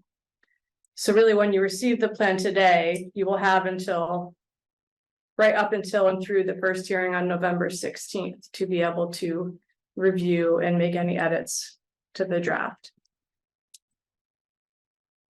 Any questions about that part of the process? My only question is, one of the things I really love about this proposed plan is the whittled down to-do list for the select board and how clear it is. Previous ones read like my grandma's concordance in the Bible, and went on for like 500 pages, and it would all print this big. But the question for the select board is, if it's real, if this is real, and this isn't just pro forma, where do we sign? Mm-hmm. Is the select board up for some of these? I'm just rattle them off here. Create municipal wastewater infrastructure, expand water service, town road standards update. A charter change to support town manager. I mean, these are substantial things and some of them require increased government capacity. And I want to honor the work of the committee and all the people who have been involved in that by making sure the select board has the opportunity to say, are we really going to try getting some of these things done? And if we just pro forma adopt this, then 3 years from now, we're like, oh yeah, we were going to do that, you know, and we didn't do it like we didn't do with the other town plans. And so that's my intention. And we've had a little bit of this conversation already. And, you know, many of us won't be here to see the end of that plan, the end of that 5-year period. And so I just raised that question. Maybe we just have to put it on the agenda between now and November 16th to make sure everybody's on board for that. Or maybe we are already going to say, you know, we're really going to try, because I read that short list and I think this may require a little more staffing to get some of this stuff done. I don't know. Oh, But- it will. But if it does, then that's great. And frankly, I think the town is about ready to jump in on some of this stuff. That's my sense. But let's just go in with our eyes open Mhm. rather than just, oh yeah, we looked at the other stuff and I really love all those pictures. I love the layout and everything. It's really great. Nice. But I just want to raise those questions about if those are real, if that to-do list is real, I think it warrants the select board saying, yeah, we should try to do that. And we haven't quite said that yet. Yeah, and your point is well taken. What I would say in response is just to remind you that this is, everything that's in that town plan is what we have heard that the community wants. And so you'll see in the outreach and engagement report, which is the appendix, which is the thickest document attached to the back of that, you'll see all the feedback that we collected from the community forum on May 3rd. And, you know, this town plan is a result of what the residents told us that they wanted to see happen here. Yeah. So with that, I guess we acknowledge receipt of the plan. Yeah, so Wayne hit basically all of the same points that I wanted to hit. One, it is an amazing document. It's a document you want to read. I think it's just so much better. I will admit, I never made it through all 218 pages of the last one. Right. The second volume? No, the first, Oh. like the one that the one that expires in January. Oh, I didn't make it Oh, through yeah. that entire. That one plan. doesn't have a lot of visuals. Yeah, I love the graphics or- pictures, so that helps me. Mhm. So I do think, you know, the amount of outreach that went into it, I mean, that is how it should be. So it mostly I have no critique of it, except for the things that Wayne brought up. My concern is just the time. You know, we have the thought of throwing this right now and saying on November 16th.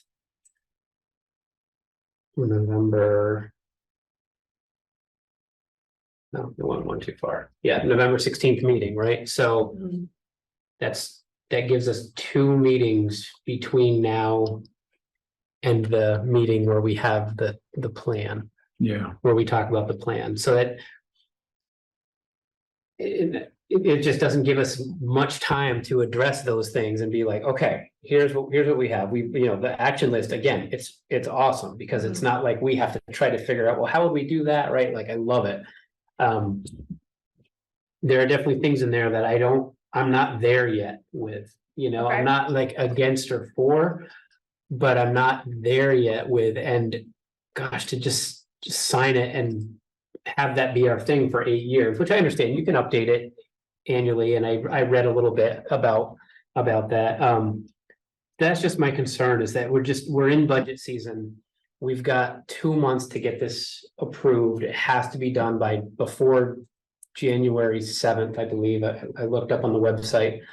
Or maybe it's the 9th. I don't know. There might be one. I had the 4th, January 4th. as the date. One Well, it's in that first week of January. I thought, for some reason, when I looked at it, I had calculated out that we could do one select board meeting before the other one expires, but I could be wrong now.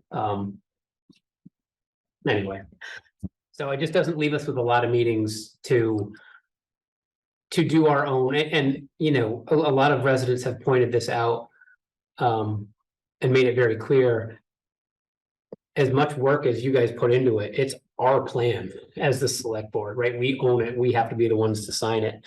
Which almost isn't fair because we didn't do much work for it, right? But at the end of the day, that's what it is. So I think probably putting the November 16th is the right thing. But it leaves us with a lot to do between now and then. And as far like Wayne said, talk about it, like, okay, so where are we on this? What about this one? You know, there's not a ton in there for the select board. A lot of it is the planning commission, which is great. But like Wayne said, I don't want to accept it being like, well, yeah, but I'm not really going to do that one. You know, if we really don't agree on one, or we have concerns about one, we owe it to the amount of work that went in it to put our own edits in. Yeah, I don't have a lot of trouble with the 5 items. I'm really just looking for, you know, a specific commitment by us board members that we're really going to try to do these 5 or 6, whatever there were. Yeah. Not that many. But What could the planning commissioners offer in terms of support and assistance and education, or just one-on-one conversations with you folks between now and the hearing, or even after the first hearing, to kind of get you to a place of comfort and, or maybe a more understanding? Yeah, I mean, for Contents of me, the it would plan. be, I don't think it'd be in your control, but another month of, you know, like if we could, even till February, right? That would just give us a couple more meetings to get through, like, so let's say we have that November 16th hearing and we get a ton of feedback. Mhm. We probably shouldn't, because the outreach has been so good. It's probably not gonna be too bad. But you know how it is, like, we could get some feedback that we really need to consider. So then what does that do? Okay, so there's 5 Thursdays this November. So then we're at December 7th. For what, another, I forget how it worked. Catherine knew some of the rules, like the second here, if there had to be a Yeah, second hearing, well, there it had does to have be. to be a second hearing. It's in state statute. And in my flow chart here, I kind of drafted it out, but you're right, it does depend on how much feedback comes in leading up to and at that November 16th hearing, what the next steps and where the next steps end up falling date wise. After the hearing on the 16th, the select board should discuss the edits and changes that they want to be incorporated into the draft, and that can either be at the same meeting that the hearing happens in. You could close the hearing and then discuss the edits, and direct myself and David White as far as what you want to incorporate into the draft.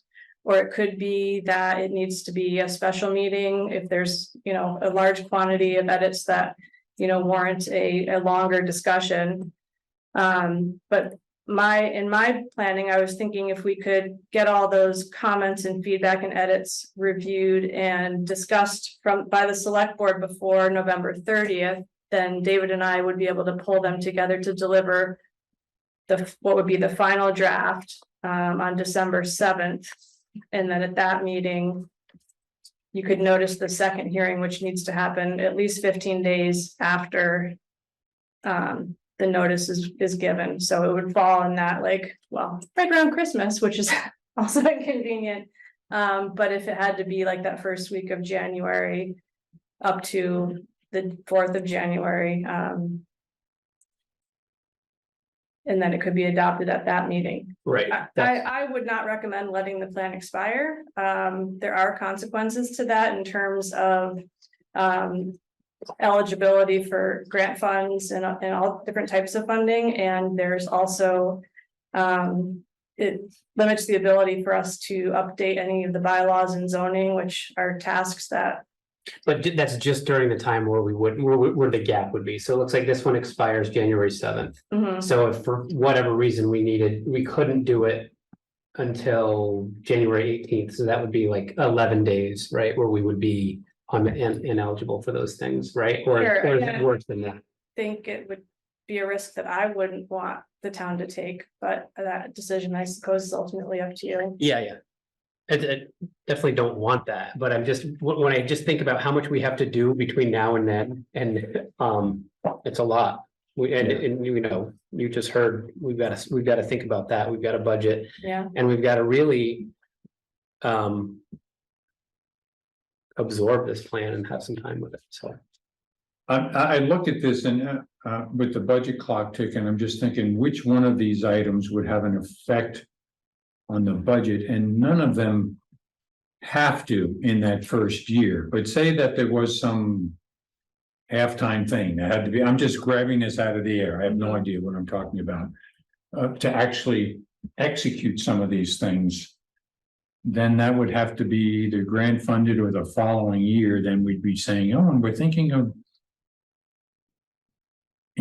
increasing total planning department hour. I don't know. I don't want to assume that that's what's required, but Right.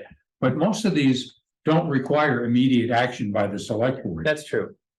Most So- of them are from what I remember, with 3 to 5 Yeah. year. Yeah. Yeah, mostly it's great. I don't mean to. It's amazing amount of work that went into this, and I don't really have concerns that there are that many edits that we couldn't get done in time for the.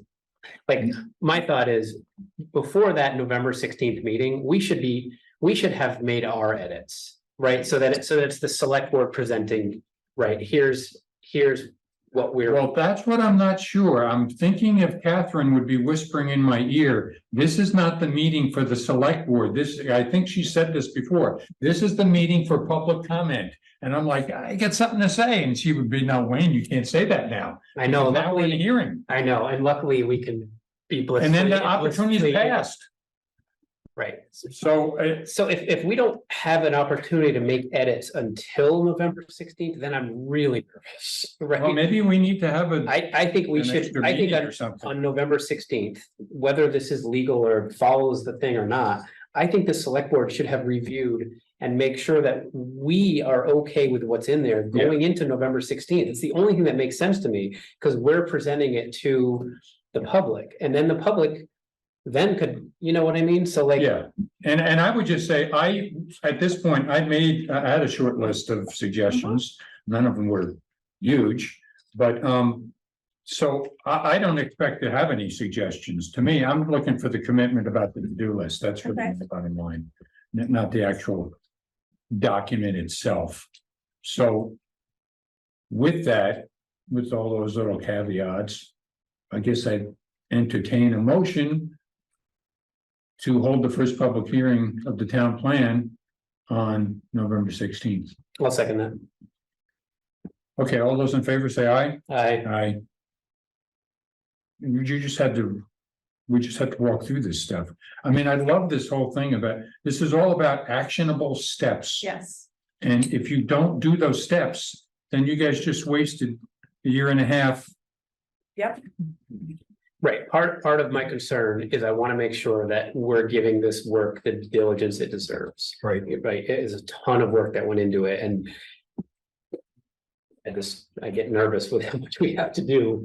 Actually, this reads so beautifully. I could imagine copies of these laying around at the Rawson Library and actually engaging some geeky type person like me who would take it, oh, yeah, because it is very appealing. Yes. And, you know, if there were a couple extra copies, they might be worth having laying around in both the libraries. Yeah, I can run some up over there. Okay, well, thank yeah, you for all your overall, work. General mission, theme, I hope you all take away from that is, I think it's a great amount, it's a great work, and I think it's the plan that we need with a couple minor edits, and hopefully it's not too tight in the December timeframe of a bunch of citizens, maybe that's like, I know they've had plenty of opportunity in for so many ways. I'm just worried that we'll get like 20 people that are like seeing it for the first time, you know, because it's the first technically public hearing by the select board. I know the planning commission's done a few, so I just get worried about that. Yeah, and while you're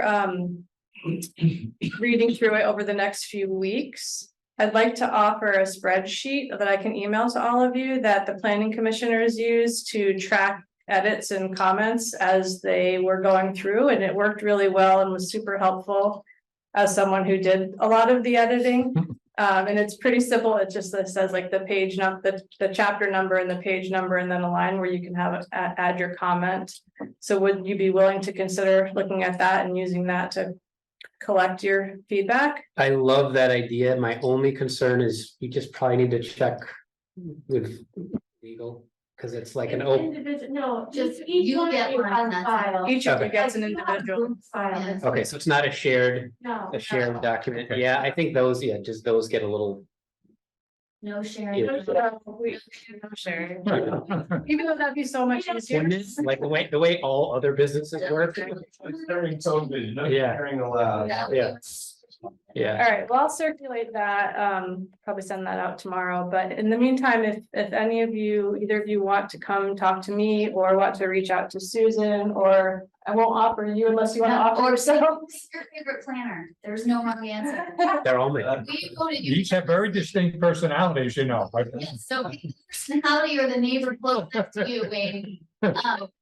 We voted unanimously to adopt this Great. updated version.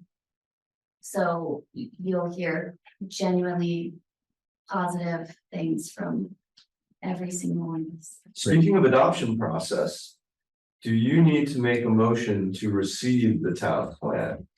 I think you just. No, that's the second. That was the motion. It just says acknowledge receipt. So can I have a motion acknowledging receipt of the proposed town plan from the planning commission? So moved. Second, all those in favor? Aye. Aye. Okay, now I have it. Thanks. Right, thank you so much for all that work. Here. Bye. Just figure out how to get the print for Catherine. Yeah, I can drop one off. If we did, Brad, Hey, Linda, thanks for coming. now we're on to the plow truck. The plow truck. Let me find my, So this is it came with the wrong plow on it. yeah, so apparently the wrong plow was ordered. And the proposal is to. Plow that was ordered was a flat plow, and what they want is one of the shoveling plows that are standard on all the other vehicles. So the ask is for the approval to fund the additional cost for the shovel plow. Minus the refund that would be given for the flat plow. I believe that's in the neighborhood of 3,500. Where is? The total due 7,300. Yeah. I mean- So. I mean, I think. I'd find making a motion to accept that funding request to get the plow that works the best for the crew. Paula, where's that money coming from? This, I think we're okay with the general budget. Oh, okay. Yeah. All right, so did you just make a motion? I did. I second that. All those in favor? Aye. Aye. Okay, that's done. Right. Liquor licenses, I'll make a motion to approve Griffin Ryder LLC. To serve alcoholic beverages at the Mount Mansfield Barn on October 8th, as well as October 20th, both of 2023. I second that. All those in favor say aye. Aye. Aye. Selectboard updates.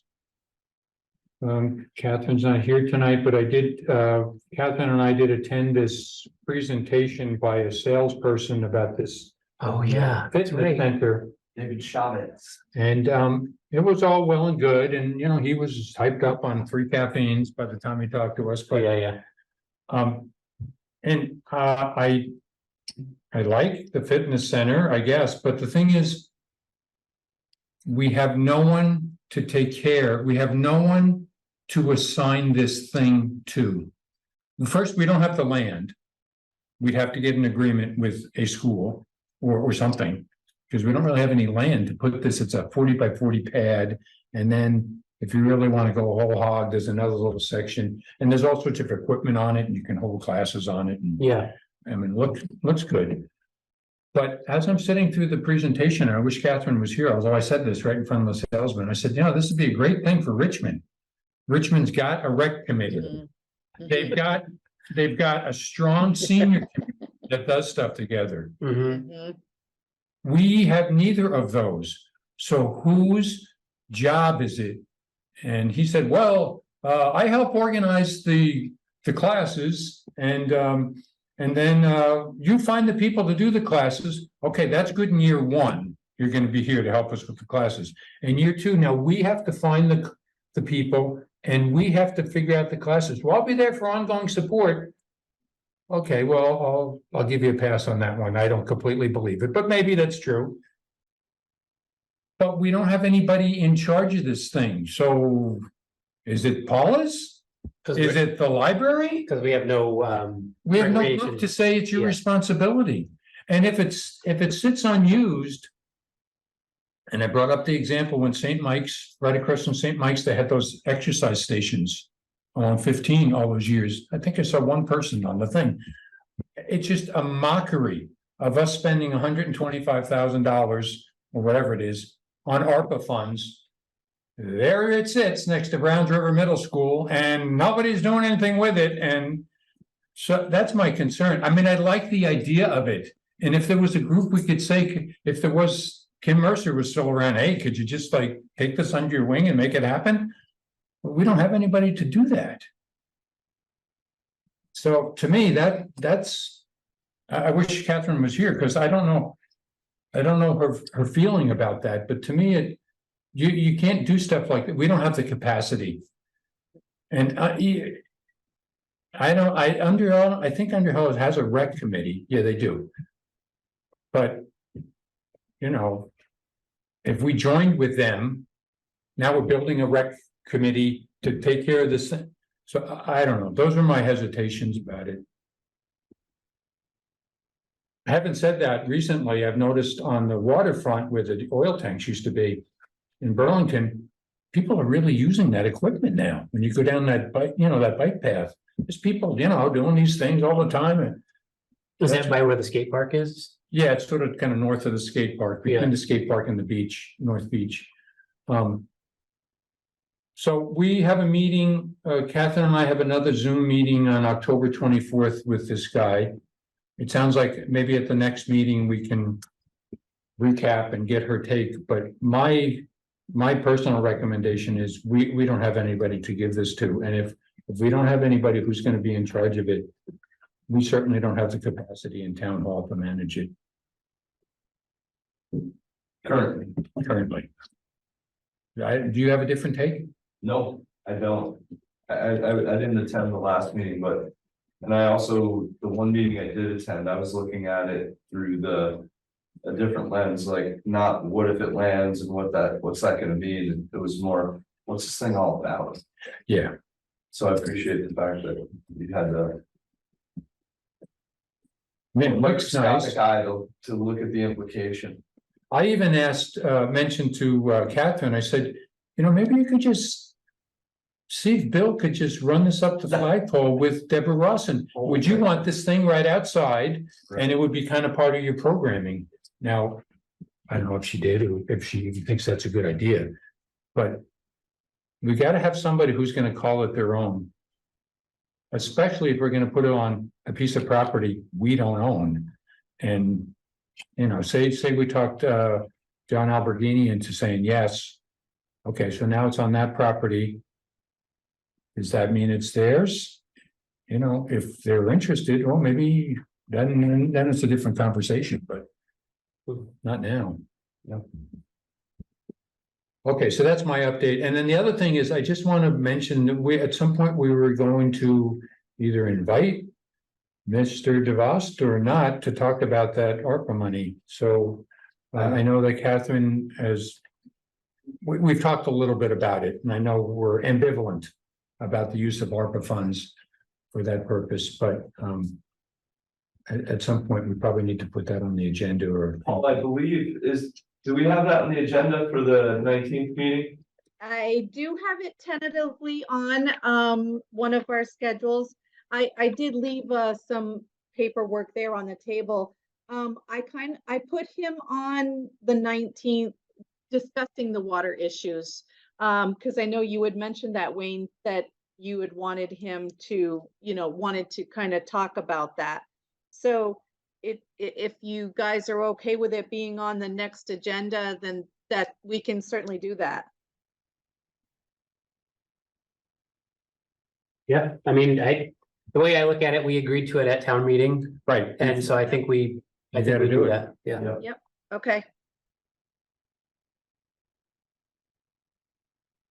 Yeah, and at that meeting, we will probably ask, who's in charge of the water system, blah, blah, blah, all that sort of those particulars, we will know. All right, so that's all. Do you have any updates? I have a couple updates.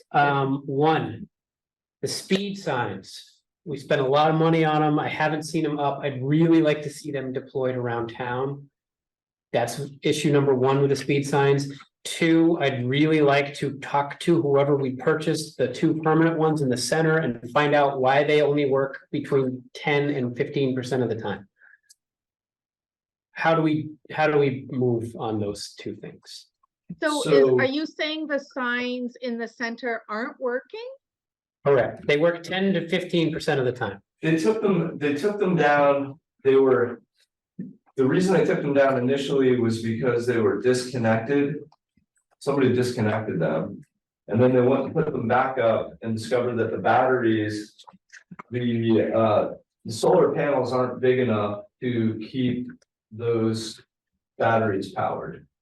So now the question becomes, is there an Who did we buy them opportunity? from that sold it to us this way? Did we do our own little solar hookup, or did they, I mean, I assume they No, came that way? They came as were. And Paula, I don't even remember, did Adam do the research into the signs themselves and make a recommendation, or?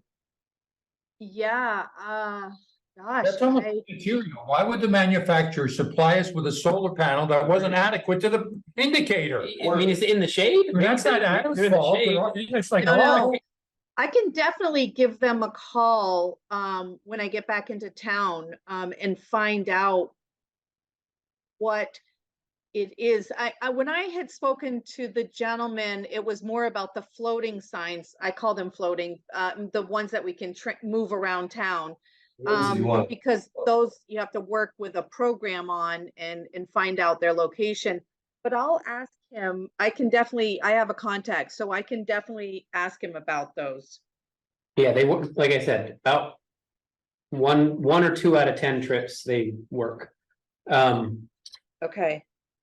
So yeah, I'd like to see those. I'd like to see us showing that because we got a lot of feedback from people concerned about speeding, and we don't have a ton of that within our control. And this is one of the things that was within our control, and we did spend the money on it. And I feel like we just need to show that we're, the last step. Yep. It's just now. Yeah, and so the guys on the road crew are aware of it. They've been taking advantage of warm weather to do all kinds of road repair. That's something they can do I know it's on their priority list. Cool. But I agree. I think the fact that those signs have never really worked since they were put up. I mean, I guess they cost. I mean, the initial, so these are the the replacement new ones, signs. yeah. The old ones we couldn't get parts for. Now we have these, and they may need a different kind of battery to drive them, or I don't know what. I don't have the technical expertise, and I think if we can't get the answers we need from the manufacturer or someone local who has, maybe an electrician or someone who has electrical expertise and can tell us what's wrong with them and what we need to do to make them function. That's where we should go next. Cool. Thanks. In sad sign news, I don't know if you saw or heard, but one of the crosswalk regulation signs near the crosswalk in front of the Jericho Market was assumedly hit by a car. Found it bent over. It had either been pushed or dragged from its location at the head of the crosswalk all the way over to the other side of the entrance driveway in front of Union Bank. Paula, did you talk with John after they went up there today? Did you get any skinny on whether they were demoed and? Yes, he said that someone had taken the battery. Oh, really? Yeah, yeah, so he went to pick up the sign and all of the pieces, and there's no battery in the sign now. Wow. You know, now I'm starting to wonder. I wonder if there's some like aftermarket. I wonder if you can sell the batteries or Like something. catalytic converter kind of People are grabbing them. Yeah, Wouldn't that be a fascinating issue to? Yeah, it's unfortunate because, you know, I know we. You know, I've seen them in other the towns. towns, I wanted the citizens to see us doing something and. Right, I that is don't- so visible. Yeah, And it did something for all of 1 week. yeah. The next thing, a lot of my updates have to do with, it's soccer season, so I'm driving back and forth from my house to Browns River a lot. And I've brought this topic up a couple times, and I would like to, I don't know how to move it forward. And this is about a stoplight at the end of River Road, where River Road meets Route 15. mm, So when you come out of Browns River, and so the reason that I bring it up, I know it's something that I brought up myself a couple times. At Harvest Market, I talked with several people about that specific light. I mean, that spot causes so much angst for, not just for us, but for people in Jericho. I ended up sitting with this woman who knows Catherine pretty well, so Catherine may have heard about it from her. And she was going on and on and on about how we need a light and they can't get out, and people come out of the school, they take a right and they loop around, they come down the other way. And I understand that there's some plan that I don't quite understand where the roads are going to change up there, or there's a plan to change the flow of traffic. But my concern is, I don't know how far off that is. I don't know. I don't have anything to when I hear this from residents. And you know, because a lot of the people that I'm going to talk to are the people with kids in that school, right? So I hear it at soccer games. I overhear people. I talk to them about it myself, and then a few times where I have to do it, I'm like, oh my god, we gotta fix this. Yeah. Like, we need a stoplight there more than we need one at the end of, or by Clark's Truck Center. I mean, I'm just gonna say, I believe that that's true.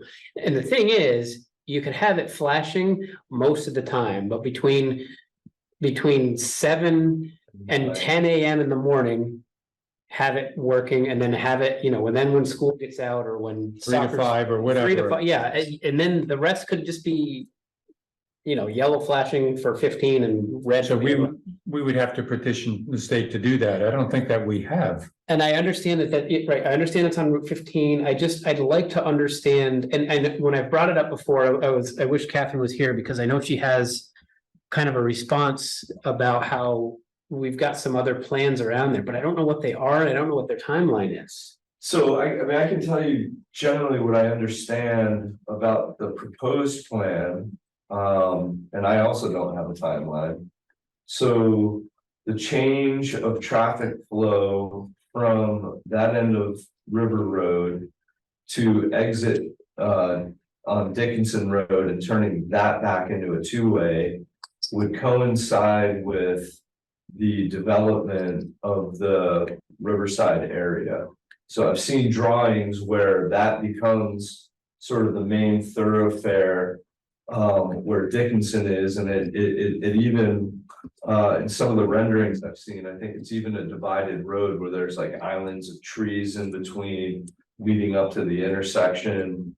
But beyond that, I don't know. So the timeline is somewhat dependent, I guess, on the permitting and progress of development in that area. And I don't know if it would be, you know, putting good money in front of bad on the part of the state, were they to Right, if they were to put up a stoplight and then have to move it 100, Right. 200 feet up the Or road move it later. somewhere else. Those things are all, relatively modular, you might understand. Well, it was suggested, there would be people in the town that would be howling right now if we're having this conversation, because opening up Dickinson Street to two-way traffic has been something that people have been jumping up and down screaming about for years, since I first got on the select board. Mhm. And Jumping up and down screaming as in to do it or to to not do it, Yeah, and we configured, Paula may know some of the background, but we configured the Steam Road end of Dickinson Street with those sort of cuts, the curb stuff, yeah, that sort of sets it up as a one-way street. Even though I think technically, at some point, the select board said, okay, we can have two-way traffic there, but we never broke down that cement and allowed traffic to move both ways. I don't know if the state had to weigh in on, oh, now you've got a highway, now you've got a road leading into us that used to be the other way before. I don't know. All I know is there was a lot of interest and recommendation by Glenn Martin, who, oh, by the way, has a long career in traffic with the DOT. Oh, yeah. oh, I didn't know that. And as well as David, but Glenn, who really knows what he's talking about, that, this should have been opened, and I really don't know why that hasn't happened.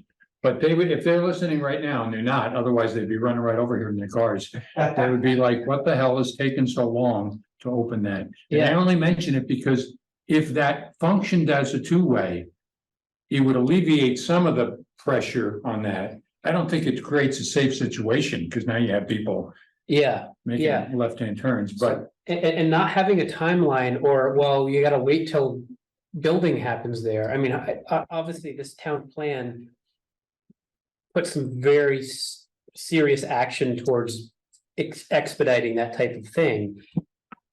But if you're looking at this on its own, you're like, oh, you gotta wait for the town to let us build this over here. yeah, Like, that doesn't help. maybe my grandkids will be. I don't know if that's the case. I guess I can certainly reach out to the state, because one of the. So Wayne, are you saying that approval was actually given? I know the select board was ready to make that a two-way road. Okay, because The only impediment might have been, I guess this is a stretch, that now there was a road that not only went away from a state highway, but now there would be a road, that same road would now Go to it. go to a state highway, and I want to say we might have needed permission or something for that, That's where I was heading. but I don't But really it's know not, that. it's not gonna be more. Right, You're gonna end up with the same number of cars getting to Route 15. It's Right. just, I don't know what the status of that would be. We can. But anyway, yeah, so if we could just, even if I have a story, right? Like, I don't Yeah. understand the story about where we're headed with it, and I understand that maybe it's silly to do the stuff like now, but it doesn't feel silly when you're sitting there in traffic Oh, yeah. and you realize how much you've got to take your life into your hand, like, all right, I'm just gonna go. Or you just hope somebody hits the crosswalk button, because that stops traffic, and then someone will let you in. Like, it's crazy. It's a crazy It's a crazy intersection. intersection, and I think I'm That house sure got hit with the I'm sure I'm vehicle. oversimplifying it, but God, it seems like a stoplight would cause us, would solve a lot of problems. And I'd have to imagine, as with everything else traffic related, before they would agree to put the stoplight in, they would have to do a study. I'm sure they would, but I'd like to see what options we have and like start processes. making some steps towards some of the actions. and, Sure. Because that is on the minds of a lot of the people that you don't hear from in these meetings. Yeah. We can do that, right, Paula? Gosh, Yep. there was something.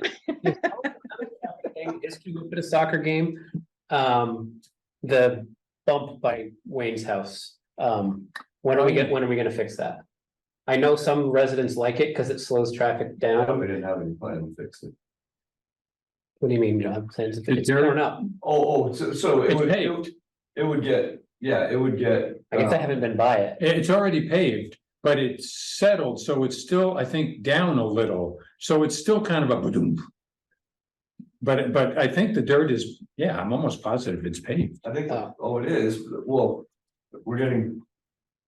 two paving conversations conflated. What I was talking about is it'll be finally repaired and ground down the next time Lee River is paved. The plan for now has been to see how it settles once the ground freezes and things start to heave. There's seems to be some resistance to the idea of doing something to it now when it could actually sink and settle more once it gets cold. Okay, well, that's plausible then. That if we're waiting for it to settle and then the hot patch trailer that we just bought Correct. is gonna come back and top fill it with another 2 inches or whatever it's needed to bring it to the exact grade of Lee River. Is that correct? That is not correct. That's not correct. Because the hot tar is only to fill cracks. It's not Yeah, to do it's any not kind of, not to do any kind yeah. of buildup work. So the trick, and Paul and I both talked to the highway department crew. It's very difficult to get an absolute flat planar surface Sure. when all you have to use is a tamper. We don't have, typically you would have a steamroller and all those things at your disposal. We're making what are relatively primitive repairs. When it comes to small paving projects like that. That's feedback that I got. I haven't been over it recently. I generally don't go that way. I've heard the same, and I have also heard both. People are like, sweet, it's kind of like a speed bump. I did get As that you head email. off, Yeah, as you head, especially heading in that direction, because that's where people are starting from, either taking a turn off Buxton or Sunnyview. Yeah, Or just starting their That's where they're trip heading. down Lee River, heading to your house. right, in that direction, but, yeah, I don't, The cones paint a picture that we're coming back to do some more work. the fact that it says bump and there's going there. And it makes it sound like, oh, this project isn't, it makes it look like this project isn't done. right. So if it really is done, maybe we should take that out, because that sends a clear message, this is how it's gonna be. Yeah, Because now it looks like, oh, it looks like, oh, they're gonna come back and they're gonna, finish it. But I don't, that's not what we've just heard. Well, we can talk. Yeah, we can engage John and see what, if any, additional work could be done to obliterate it more or smooth it. I mean, if it's that bad, it seems like we must have dealt with something similar before and come up with a, I would have to imagine. right? I mean, it would have behooved us, although the timing was poor, to see when they were doing Skunk Hollow, if as they were completing the job, they could have just. Well, I did, put a little actually, over there. Wayne, I did. Oh, you did? So and I asked, actually, it wasn't, I'm sorry, it wasn't in regard.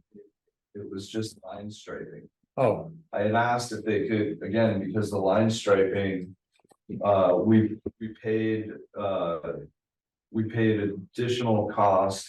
Actually, we didn't pay additional cost through the savings that we had working with Pike.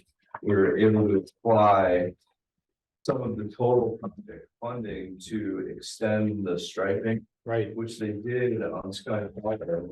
But they didn't have the time to get around the corner to Buxton and that end of Plains. Yeah. Okay, That's all right. gonna. Well, maybe if you could just ask John about that, and then are those things staying there the whole winter? I don't think that was the plan. Because that would be bad, that Paul, you know sign anything for about that? Plow. No, I don't. Yeah, I would think- imagine I think that, I think honestly, the plan was to have the bump indicated so motorists approach with caution Uh-huh, until they were able to determine whether or not it's gonna settle or change. okay, So if there's anything that can be done, we'll. so are you done with updates? I am, yep. And are you done with your? I don't have anything of significance, nothing that necessarily bears repeating on the record, other than the fact that. Paula and Brian and Amy and I have begun the budget building process for FY 25. Paula took a day a couple weeks ago and did all the initial inputs for all the kind of standard expenses that don't change significantly year to year. Brian, after our meeting yesterday, or was it 2 days ago, Paula? Brian, Yesterday. it was yesterday. I'm the same Time way. flies here in municipal life.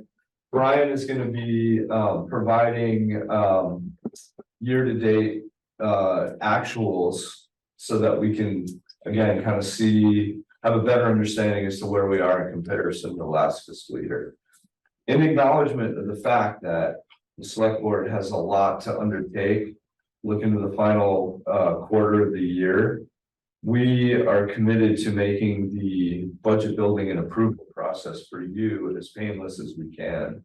So we've had some discussion about the potential of adding a budget review onto an upcoming select board meeting, which again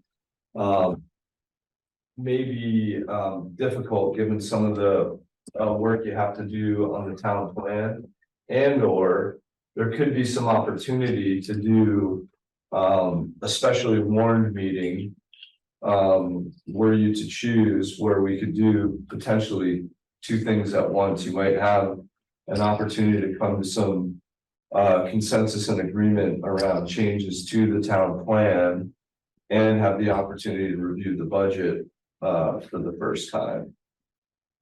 So just want to put that out there. And Paula put together, I'm sorry, I didn't have a chance to hand this out.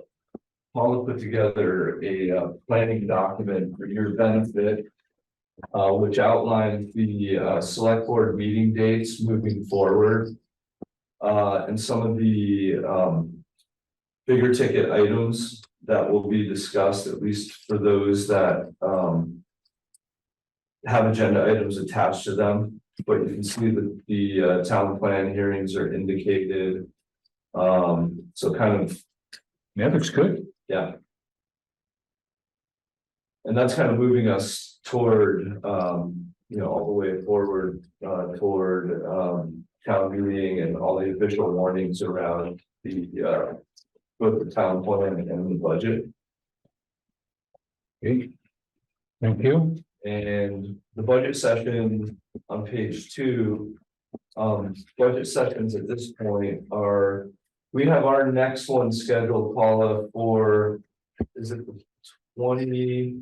It's not next week, it's the week the week after. following. Good gravy. I think it's the, I think it's the, if I remember, I think it's the Tuesday prior. Is it Tuesday prior or no? Yeah, I think it's the 17th. Right, which is the Tuesday prior to the next select board meeting. Yep. So we're gonna keep at it every week or two until we're able to get you all engaged in an initial draft budget presentation and walk through it.